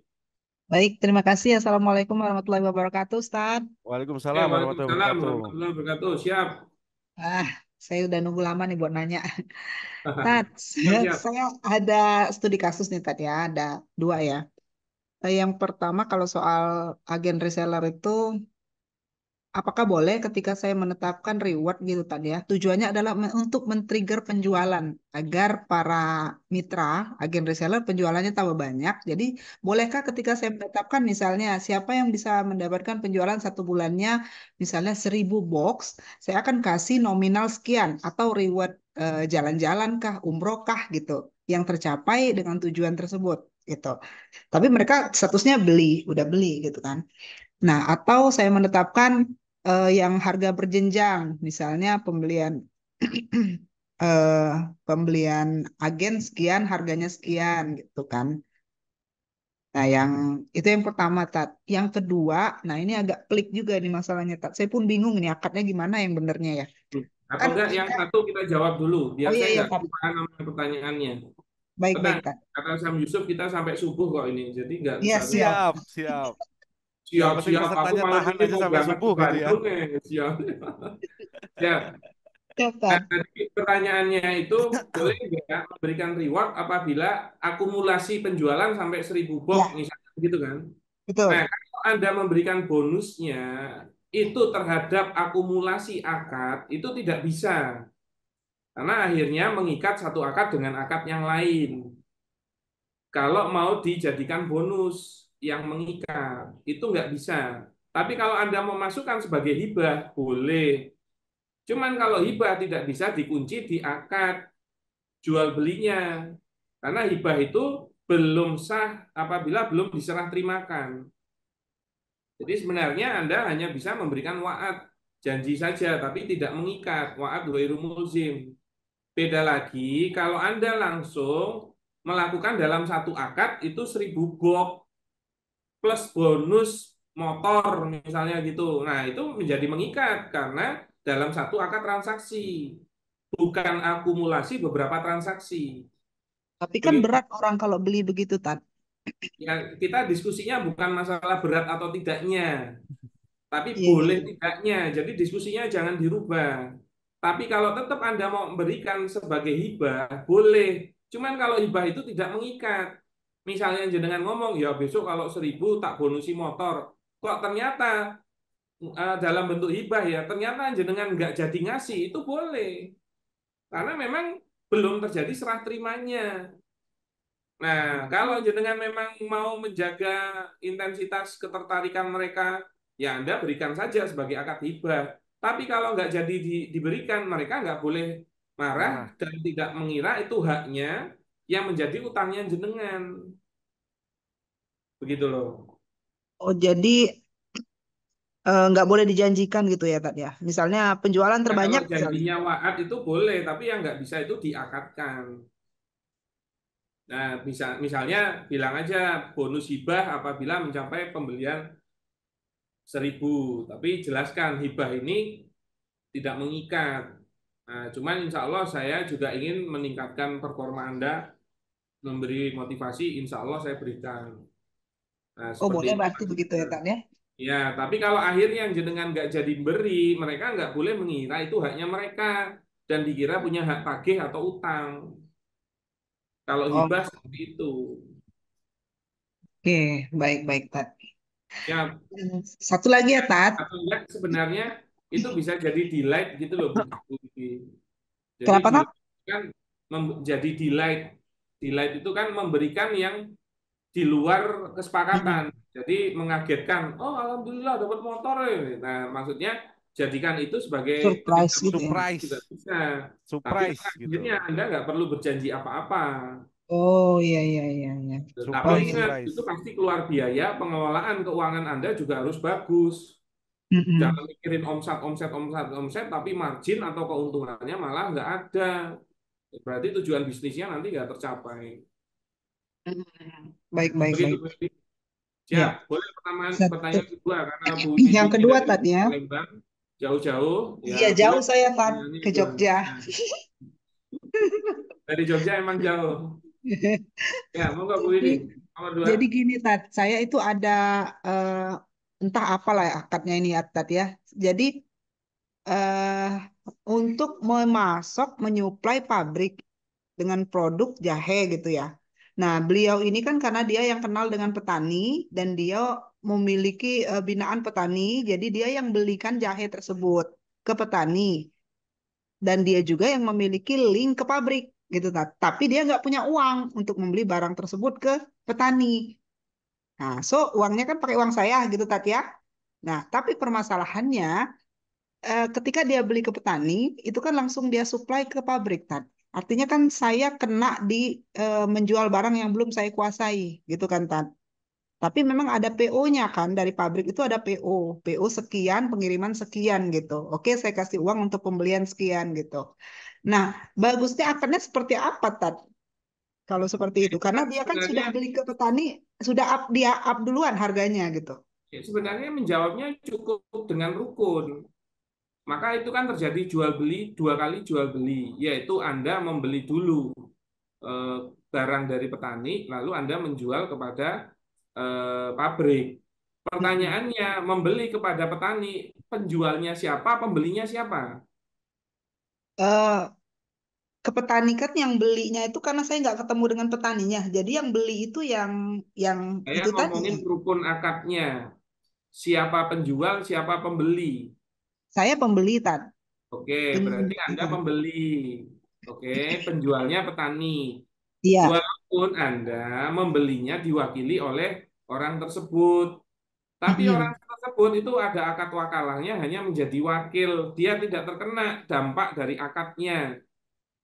Maka pembelinya adalah jenengan. Oke. Nah, pertanyaannya setelah dibeli, berarti barangnya milik jenengan atau miliknya dia? Milik saya, Tat. Milik jenengan. Berarti kalau Anda jual lagi ke pabrik, boleh nggak? Boleh. Boleh. Berarti sekarang Anda penjual dan pabrik pembeli. Mm-mm. Yang mana untuk menjualnya, jenengan menggunakan jasa atau perwakilan dari orang tersebut juga boleh. Tapi ingat, dia hanya wakil. Nah, itu juga boleh. Dan dia meminta ujroh atas perwakilannya, itu juga boleh. Nah, tapi petani itu harus paham yang beli itu jenengan, pabrik juga harus paham yang jual itu jenengan. Hanya saja akadnya diwakili dia. Nah, maka kalau dia wakil Anda, mewakili untuk membeli ke petani, plus juga mewakili untuk serah terima barangnya, itu sudah sah. Selama memang Anda mewakilkan untuk takobutnya juga. Berarti kalau seperti itu Anda sudah menerima barangnya dan Anda jual lagi ke pabrik, boleh nggak? Boleh. Boleh nggak? Tapi saya tidak langsung berhubungan dengan petani, Tat. Saya nggak tahu Ya, petaninya. nggak apa-apa. Ya kan Dan tidak diwakilkan. berhubungan juga ke pabrik, Tat. Karena kan yang memiliki PO-nya itu bukan Nah, saya. itu. Miliknya atas nama yang itu. PO-nya siapa? Yang tadi, yang wakil tadi. Dia pemilik Berarti PO-nya. nggak bisa. Berarti kan sebenarnya petani itu berakad sama dia, bukan dia jadi wakil. Iya, Begitu juga betul, Tat. pabrik berakad sama dia, bukan jadi Iya, wakil betul. jenengan. Kalau kayak Ah, gitu, uang yang jenengan berikan itu jatuhnya kor, talangan. Kalau oh, talangan boleh, tapi nggak boleh minta tambahan keuntungan. Pertanyaannya, jenengan ada nggak diskusi tentang penambahan keuntungan? iya, Ada. Tat. Karena hitungannya Iya pasti, saya pikir saya beli, duitnya Tat. gede. Iya, jadinya Kan mau saya beli, gimana? Tat, hitungannya saya pikir, Iya. kan. Nah, kalau mau sirkah sama dia. Sirkah Nah, kalau BPC. gitu nanti nggak selesai-selesai bahas akad sirkah. Nah. Ya, Dan nanti Tat. iklan Nanggung berikutnya aja, amat, Stat. Tat. Ya, Iklan berikutnya, Stat. Kalau gitu, Stat. ya nanti ya kita bisa diskusikan untuk lebih lanjutnya karena biar penanya yang lainnya juga dapat Baik, eh, baik, baik, ininya. Tat. Oke. Baik. Ya. Siap, bisa dipahami ya. Irfan, Tat. Oke, Oke. siap, sami-sami. Oke. Jadi Bu Satu Widi, lagi kalau dulu. Bu Widi masih bingung, ya kan, langsung aja kontak Ustadz Firly, nanti didampingin. Oh, siap, siap, Tat. Ah, Siap. Ustadz Firly Udah mah sering sibuk kalau diskusi terus. sama Bu Widi Kalau di kok. iya, cuma sibuk terus, Iya, Ustadz Firly sekalinya mah. diskusi setengah jam, 5 jam. Waduh, siap. Siap. Sebelum ke Oke. Bu Erlin, J, sebelum ke Bu Erlin, ini ada pertanyaan dari Bu Atun Jogja. Jika sudah terlanjur beli barang yang akadnya fasad, padahal barang yang dibeli masih banyak, gimana, Stat? Apakah boleh dijual dengan harga yang berbeda di luar kesepakatan awal? Andaikan tetap dijual, andai kita tetap menjual karena permintaan pasar yang bagus, sebaiknya bagaimana? Tetap jualan tapi menyelisih ketentuan yang disarankan menjual atau bagaimana gitu? Ya, jadi kalau akadnya fasad, itu sebenarnya implikasi akadnya sudah berjalan. Beda sama batal. Jadi kalau fasad itu memang benda itu sudah milik Anda. Maka kalau Anda mau jual, boleh. Tinggal menafikan syarat untuk menjual kembali dengan penentuan harga dari si penjual atau si produsennya. Maka Anda tidak menyepakatinya. Itu sudah sah jadi barang Anda. Maka silakan kalau Anda mau jual, apalagi kalau permintaan pasarnya yang bagus. Cuman Anda nggak perlu mengikuti penetapan harga jualnya. Oke. Nah, kalau Anda lakukan itu, kemungkinan besok nggak akan Dikasih dijualin lagi barang sama lagi. produsennya. Kalau Anda siap, monggo. Dan Anda lakukan itu, walaupun kalau ternyata Anda mau menjual sesuai dengan harga yang ditetapkan, kebetulan sama, ya silakan juga, karena itu barang Anda. Nah, yang akan semakin bermasalah, dan mohon maaf, ada yang bisnisnya seperti itu, bahkan dilakukan oleh public figure. Kalau menyalahi harga yang ditentukan, malah dilarikan ke polisi, dijadikan urusan hukum, yang akan menyebabkan doror berikutnya. Itu semakin nggak boleh, kesalahannya dua. Sudah memberikan syarat yang batil, malah orang yang nggak salah, dia perkarakan.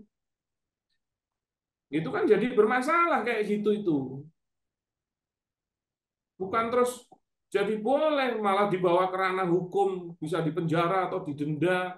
Wong yang salah dia kok malah orang lain yang kena. Itu malah menyebabkan dosa berikutnya, pelanggaran syariat berikutnya. Gimana coba? Dan saya itu paling, mohon maaf ya, paling sebel itu dengan diskusi, tapi banyak yang melakukan itu. Ya, kalau banyak dan salah ya nggak bisa dibenerin gitu loh. Beda lagi kalau Anda mengikuti perbedaan pendapat yang satunya, tapi menurut Anda itu yang rojih. Ya monggo. Tapi benar nggak itu karena yang rojih atau karena Anda membutuhkan pendapat itu? Kalau Anda lakukan itu karena membutuhkan pendapat itu, hakikatnya Anda memilihnya karena hawa nafsu. Ya itu juga nggak boleh kan. Pokoknya kalau berhubungan sama bisyarah tuh tambah ruwet. Karena kami detail. Karena kami detail. Gitu loh. Dan itu diajari oleh ulama-ulama kami.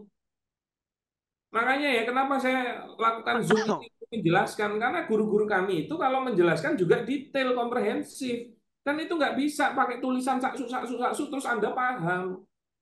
Wong udah disampaikan kayak gini aja mungkin masih ada rebel-rebelnya kan kayaknya nggak gitu-gitu banget gue. Kok nganunya di dalam hati Anda mungkin bisa seperti itu. Tapi ya monggo kalau argumentasi saya lemah ya coba Anda kasih argumentasi yang lain. Apa ya Anda nggak sepakat dengan fikih jual beli seperti itu? Siap begitu? Gitu nggih. Bu Atun, Bu Umi Aisyah sama nggih pertanyaannya. Jadi kalaupun jenengan mau ngikutin pas kebetulan sama nggak apa-apa. Tapi kalaupun nggak ngikutin juga nggak apa-apa. Jangan jangan terpaku. Tapi kan Ya resikonya tinggal Anda nggak, tidak menyepakati ya tidak syaratnya itu. sepakatin aja gitu. Ya, Pokoknya poinnya nah tidak cuman sepakatin dengan kadang-kadang ya pokoknya persyaratan. aku nggak sepakat. Nah, biar bisa jual, tapi dia jual sesuai itu ya. Nah, tapi berikutnya biar tetap bisa beli ke produsen, dia menyepakati lagi. Terus nanti menafikan, ya podo ae sebenarnya pada saat akad dia menyepakati dan itu sudah terhitung satu pelanggaran. Makanya idealnya nggak bisa lanjut kalau seperti itu. Oke. Baik, Bu Erlin, silakan Bu Erlin dibuka mic-nya. Iya, baik. Syukuran Ustaz. Ini Jadi pertanyaan saya di sini Ustaz ada dua dan masing-masing bercabang. Boleh ya Ustaz? cabang 5 gitu ya, berarti 10 itu.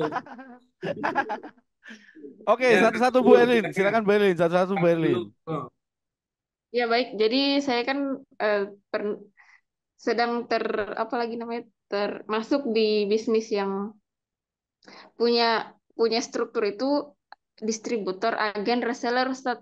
Nah, kemudian saya bertanya-tanya apakah memang eh, dibolehkan jika misal saya beli dari barang dari distributor, kemudian distributornya itu dalihnya adalah ini akadnya jual beli putus Ustaz, tapi ketika misal saya jual di bawah harga dari yang disarankan, kan itu dalihnya jual beli putus, kemudian ada harga yang disarankan, tapi ketika saya misal jual di bawah harga yang dari yang disarankan itu semacam ditegur Ustaz.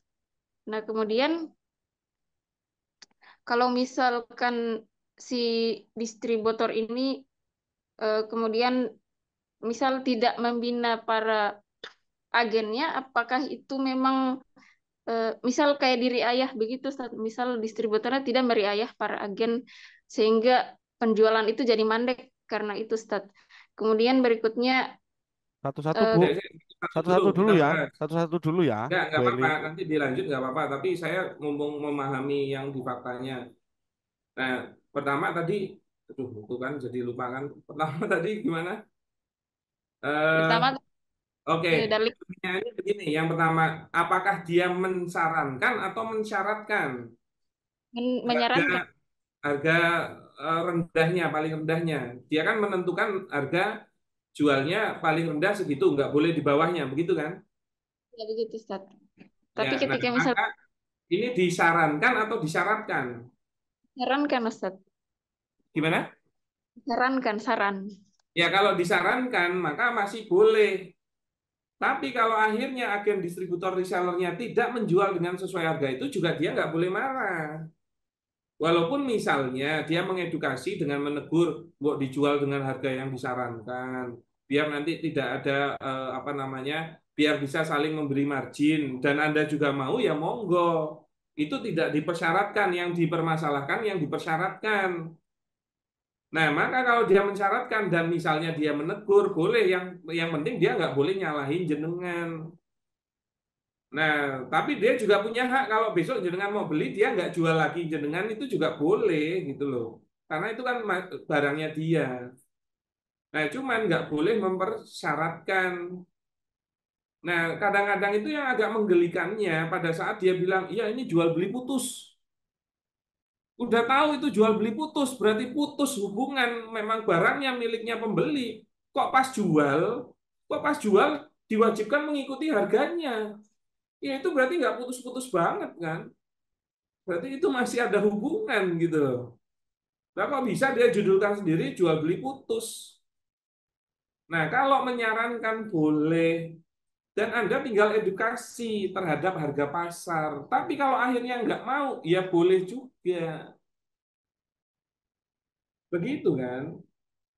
Nah, itu untuk hal yang pertama, Bu Erlin. Yang berikutnya apa tadi? Misal saya kan sebagai agen, kemudian di bawah saya itu ada lagi, saya misal posisi saya sebagai semi distributor, Ustadz. Kemudian di bawah saya kan ada namanya agen.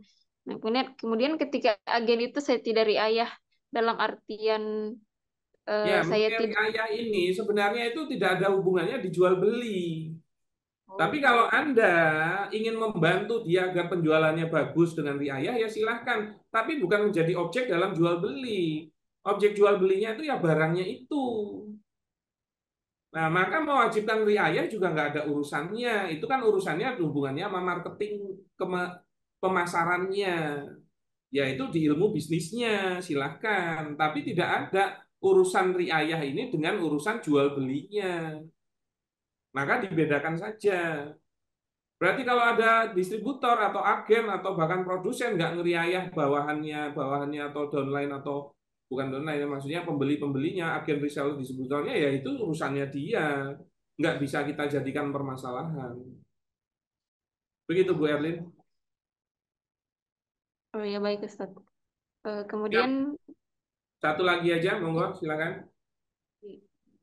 kemudian Ustadz, pertanyaan berikutnya itu terkait dengan jual beli, apalagi istisna ya Ustadz namanya kalau pesan buat itu. Misal Ya, saya kan tidak punya, kasusnya kan di sini saya tidak punya alat dan mesin untuk memproduksi suatu barang, maka saya bekerja sama dengan tangan pertama atau produsen langsung untuk menjual satu barang, kemudian saya jual ke customer. Nah, di customer itu Ustadz, misal dia pesan barang itu ada 10 pieces. Nah, kemudian saya memberi akad atau syarat itu harus di DP 50% dari harga Ustadz. Itu Tujuannya, akadnya istisna. ya Ustadz. Ya kalau istisna itu Anda harus sebagai produsen yang melakukan kegiatan sinaah, mengolah dari bahan mentah menjadi barang jadi.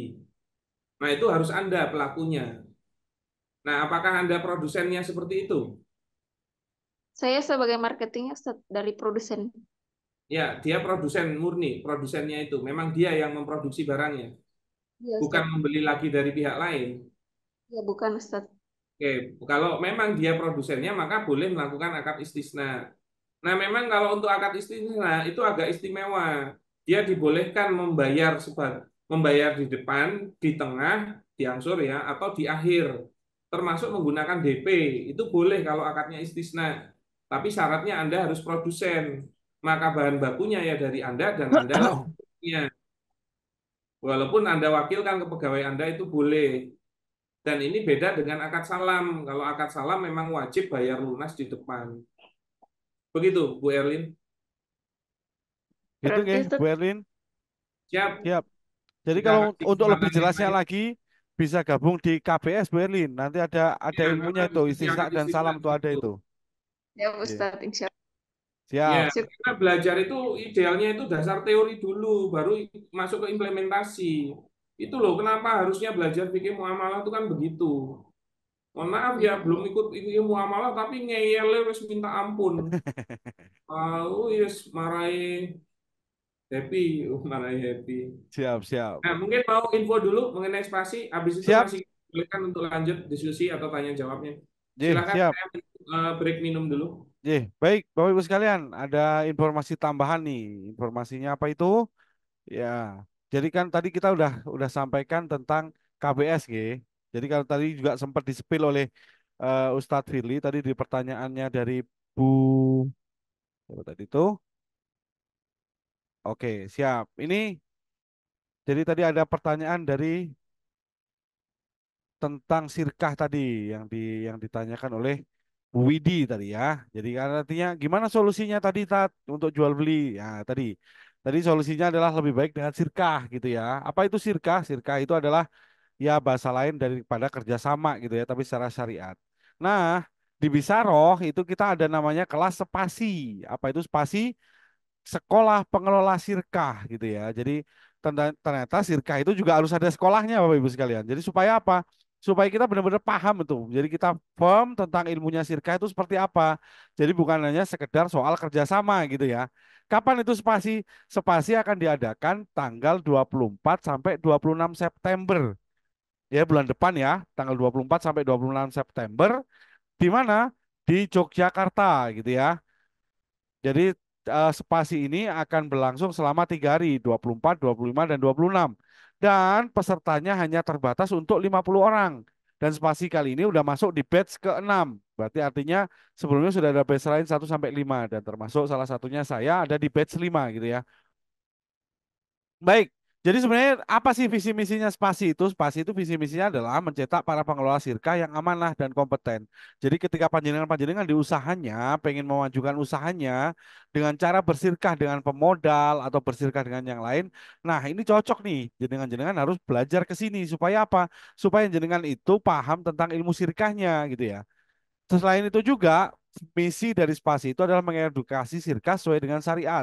Yang kedua, mengedukasi sirka sebagai solusi permodalan tanpa utang gitu ya.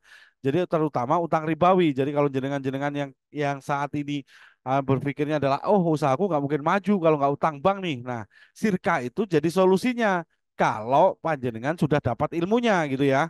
Terus yang ketiga juga jenengan juga akan membantu para pengelola sirkah menjadi amanah, kompeten dan profesional. Ini yang paling utama ya, sebelum jenengan disuntik modal, jenengan harus amanah, kompeten dan profesional. Selain itu juga yang keempat, jenengan akan memperbanyak kerjasama sirkah untuk memperkuat ekonomi umat. Yang kelima adalah membangun ekonomi pasar sesuai syariah. Siapa saja pematerinya dalam spasi? Spasi itu nanti pematerinya yang pasti akan ada Ustadz Firly. Jadi beliau adalah pemateri intinya. Terus akan ada Ustadz Dwi Condro Triyono. Beliau adalah pakar ekonomi Islam. Gurunya juga beliau adalah founder dari CEO Safaat Markom gitu ya. Beliau udah 25 tahun bersirkah nih. Nah, pasti nanti beliau akan memberikan spill-spillnya nih. Panjang sekali nih sirkah sampai 25 tahun gitu ya. Dan ada juga nanti ada Pak El Chandra. Beliau ini adalah ketua X-Bank. Beliau juga manajer trust solusi syariah. Nah, ini beliau juga sama ini. Beliau adalah mantan pegawai lembaga keuangan gitu ya, 20 tahun. Terus nanti ada gestarnya juga ada Kang Dewa Eka. Nah, ini mungkin panjangan-panjangan juga sudah kenal beliau ya. Kang Dewa Eka ini kan juaranya affiliate gitu ya. Terus ada juga nanti ada Kang Pramudi Ringga. Nah, ini akan mengajarkan kepada panjenengan bagaimana caranya untuk eh ini ya sistemasi bisnis gitu ya. Jadi supaya apa? Supaya organisasi bisnis jenengan itu benar-benar sesuai dengan yang diharapkan gitu ya. Nah, ini ada randonnya. Jadi randonnya seperti ini kurang lebih. Jadi nanti jenengan kurang lebih akan belajar selama 3 hari dari tanggal 24 sampai 26 September dari jam 8 pagi sampai jam 5 sore. Jadi selama full day meeting gitu ya. Selain itu juga lokasinya nanti kita akan mengadakan di Hotel LPP Garden. Wah, ini hotelnya juga lumayan ini ya. Ada fasilitasnya, ada meeting room, ada coffee break, ada lunch dan seterusnya. Jadi akan mendapatkan apa lagi? Mendapatkan merchandise, dapat jaket eksklusif, dapat block note dan lanyard ID, goodie bag dan yang pasti jenengan akan dapat sertifikat dan otomatis akan tergabung dalam Bisaroh ID gitu ya. Benefitnya apa saja ini? Saya sampaikan benefitnya. Pertama, jenengan mengikuti event spasi akan mendapatkan berbagai benefit yang sangat bermanfaat, nilainya fantastis. Yang pertama, jenengan akan mendapatkan free konsultasi selama 1 jam. Yang kedua, jenengan akan mendapatkan free rekaman kuliah BD Syariah batch 6 yang 12 kali pertemuan. Juga akan mendapatkan free webinar gitu ya. Tentang zakat tadi, jenengan juga akan mendapatkan potongan workshop properti syariah di Malang senilai 1 juta. Nah, ini luar biasa sekali nih bagi panjenengan yang malam ini hadir sebagai developer nih. Nanti akan ada namanya workshop properti syariah. Kapan acaranya nanti kita akan sampaikan berikutnya gitu ya. Jenengan juga akan menjadi member, ada door prize dan pasti jenengan akan mendapatkan circle pengusaha muslim. Berapa nilai investasinya? Nilai investasinya adalah untuk satu orang nilai investasinya adalah 5,5 juta dan 2 orang 10 juta. Tapi khusus yang malam hari ini dan daftar malam hari ini, jenengan akan mendapatkan benefit untuk mengikuti itu selama 3 hari dengan biaya investasi senilai 4 juta rupiah. Murah atau murah banget? Yang pastinya akan murah banget karena pastinya jenengan akan mendapatkan banyak sekali ilmunya ya. Yang pasti akan mendapatkan circle. Jadi jangan tunggu lama lagi, segera daftar dengan admin itu sudah ada linknya di kolom chat, jadi panjenengan bisa daftar langsung. Jadi kita tunggu semuanya panjenengan untuk bergabung di Spasi Sekolah Pengelola Sirka. Baik, Start Willy, kita lanjutkan. Siap, Satu pertanyaan terakhir, boleh? boleh lanjut. Itu tadi kalau mau ikut KBS-nya gratis, bisa ikut spasinya. Ah, Kalau ikut spasi itu free KBS-nya. Malah wah, udah dana itu insya Allah bisa diusahakan, apalagi untuk tholabul ilmi pahalanya banyak. Berarti bisa loh jualan workshop. Iya, memang kami itu lembaga bisnis kok. Konsultan bisnis syariah, bukan lembaga sosial ya. baik. Jadi Makanya gitu ya nanti Bapak Ibu sekalian. Jadi panjenengan bisa belajar langsung gitu ya. Jadi yang pasti jenengan akan dapat ilmunya, paling tidak jenengan dapat belajar rambu-rambunya. paling ideal itu offline, head to headnya langsung. Begitu kan. Jadi insya Allah lebih konsentrasi dan kalau forumnya juga meeting room itu lebih nyaman. Jadi, Nah, monggo, silakan. ini pertanyaan terakhir, saat mungkin ini yang Ya, ini kalau sebenarnya ada dua. Yang satunya pertanyaan mengenai beda pendapat tadi mujtahid atau ini mau dibicarakan atau ini atau langsung ke pertanyaan yang berkaitan dengan materi hari ini? ya mustahid itu boleh. Boleh ya. Ini ada pertanyaan dari Pak Bagus dari Ciamis nih. Perbedaan pendapat itu ketika terjadi perbedaan pendapat Ustaz, sehingga timbul pendapat A dan B, yang menentukan pendapat tersebut terkuat itu siapa? Mustahid, Mukholid, dan apa syarat-syaratnya gitu Ustaz?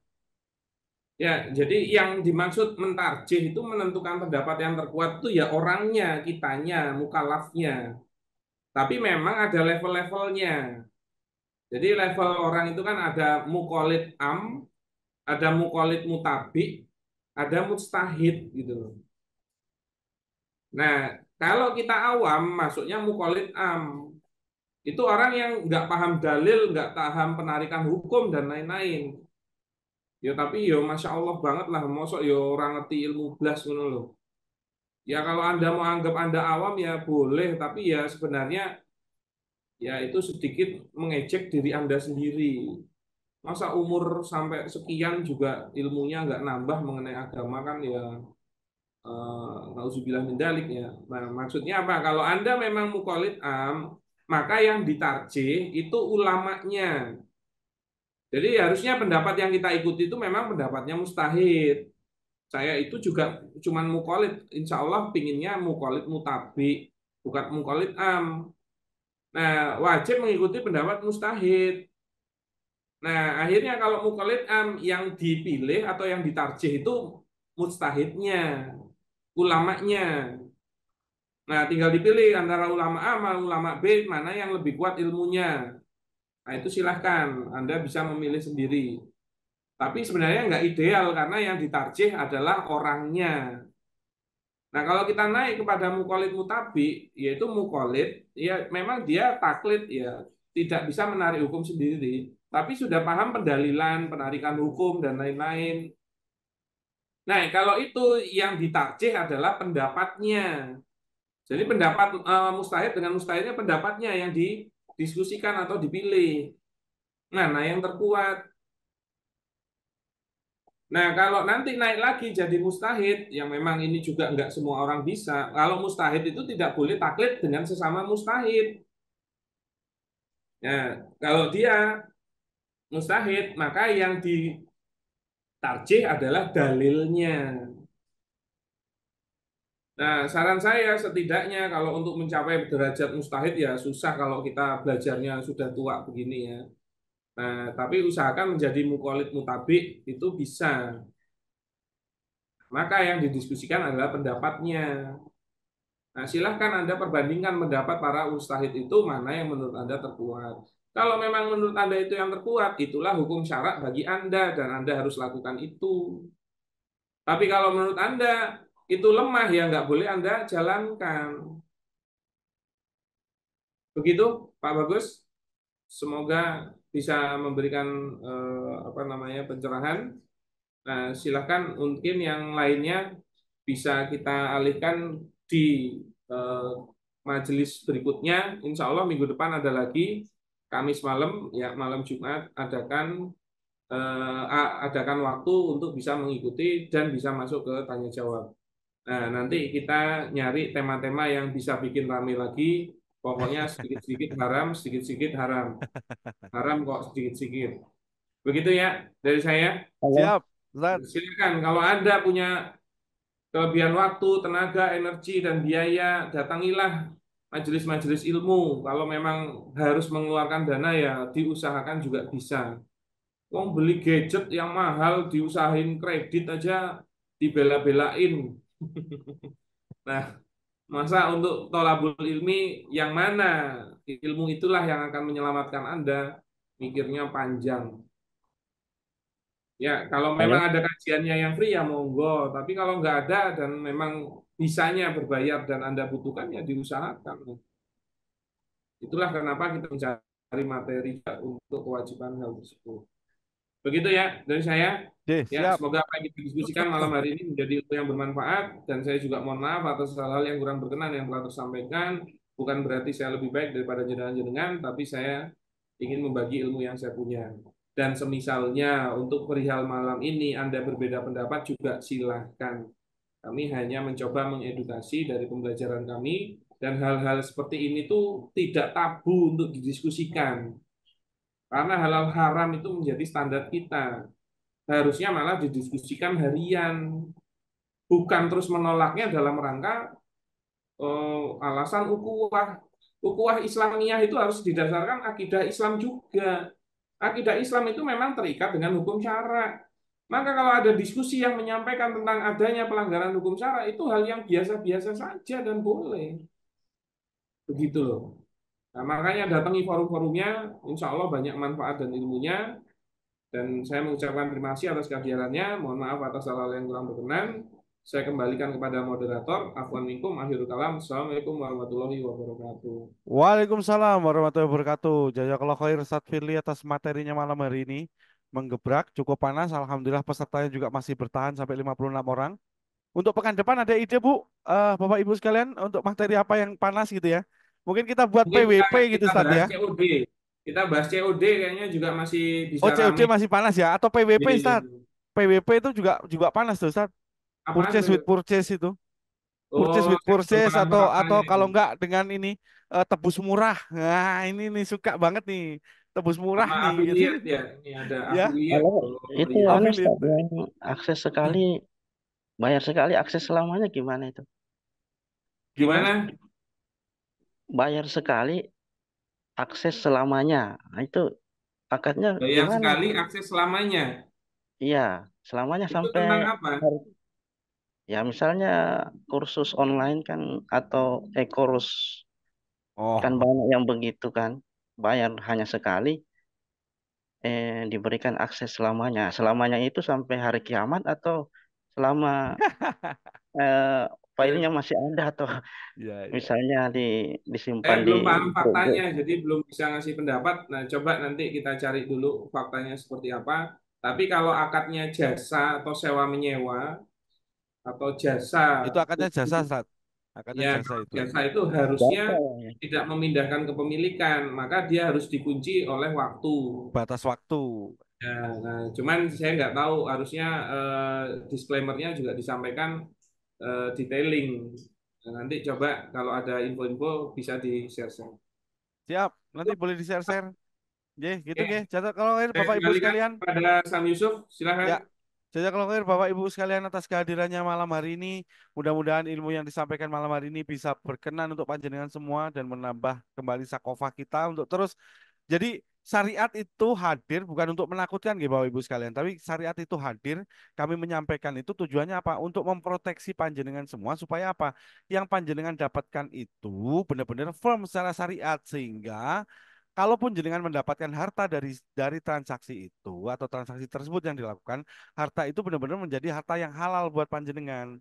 Jadi ketika jenengan pun nggak paham gitu ya setelah disampaikan, makanya sebenarnya disitulah fungsi kami di Bisaroh mendampingi panjenengan gitu supaya apa? Panjenengan semua tetaplah fokus di bisnisnya. Kalaupun misalnya jenengan membutuhkan untuk pendampingan di bidang syariatnya supaya jenengan nggak bingung gitu ya, jenengan belajar gitu ya. Begitu, Bapak Ibu sekalian. Baik, begitu. Kita tutup agenda pada malam hari ini dengan mengucap hamdalah, istighfar 3 kali dan doa kafatul majelis. Alhamdulillahirrahmanirrahim. Astagfirullahaladzim, astagfirullahaladzim, astagfirullahaladzim. Subhanakallahumma wa bihamdika asyhadu an la ilaha illa anta astaghfiruka wa atubu ilaik. Assalamualaikum warahmatullahi wabarakatuh. Siap. Waalaikumsalam warahmatullahi wabarakatuh. Waalaikumsalam Tetap warahmatullahi semangat. wabarakatuh. Oke. Syukur Ustaz. Maraton. Yes. Assalamualaikum. Waalaikumsalam. Monggo. Warahmatullahi wabarakatuh. Siap.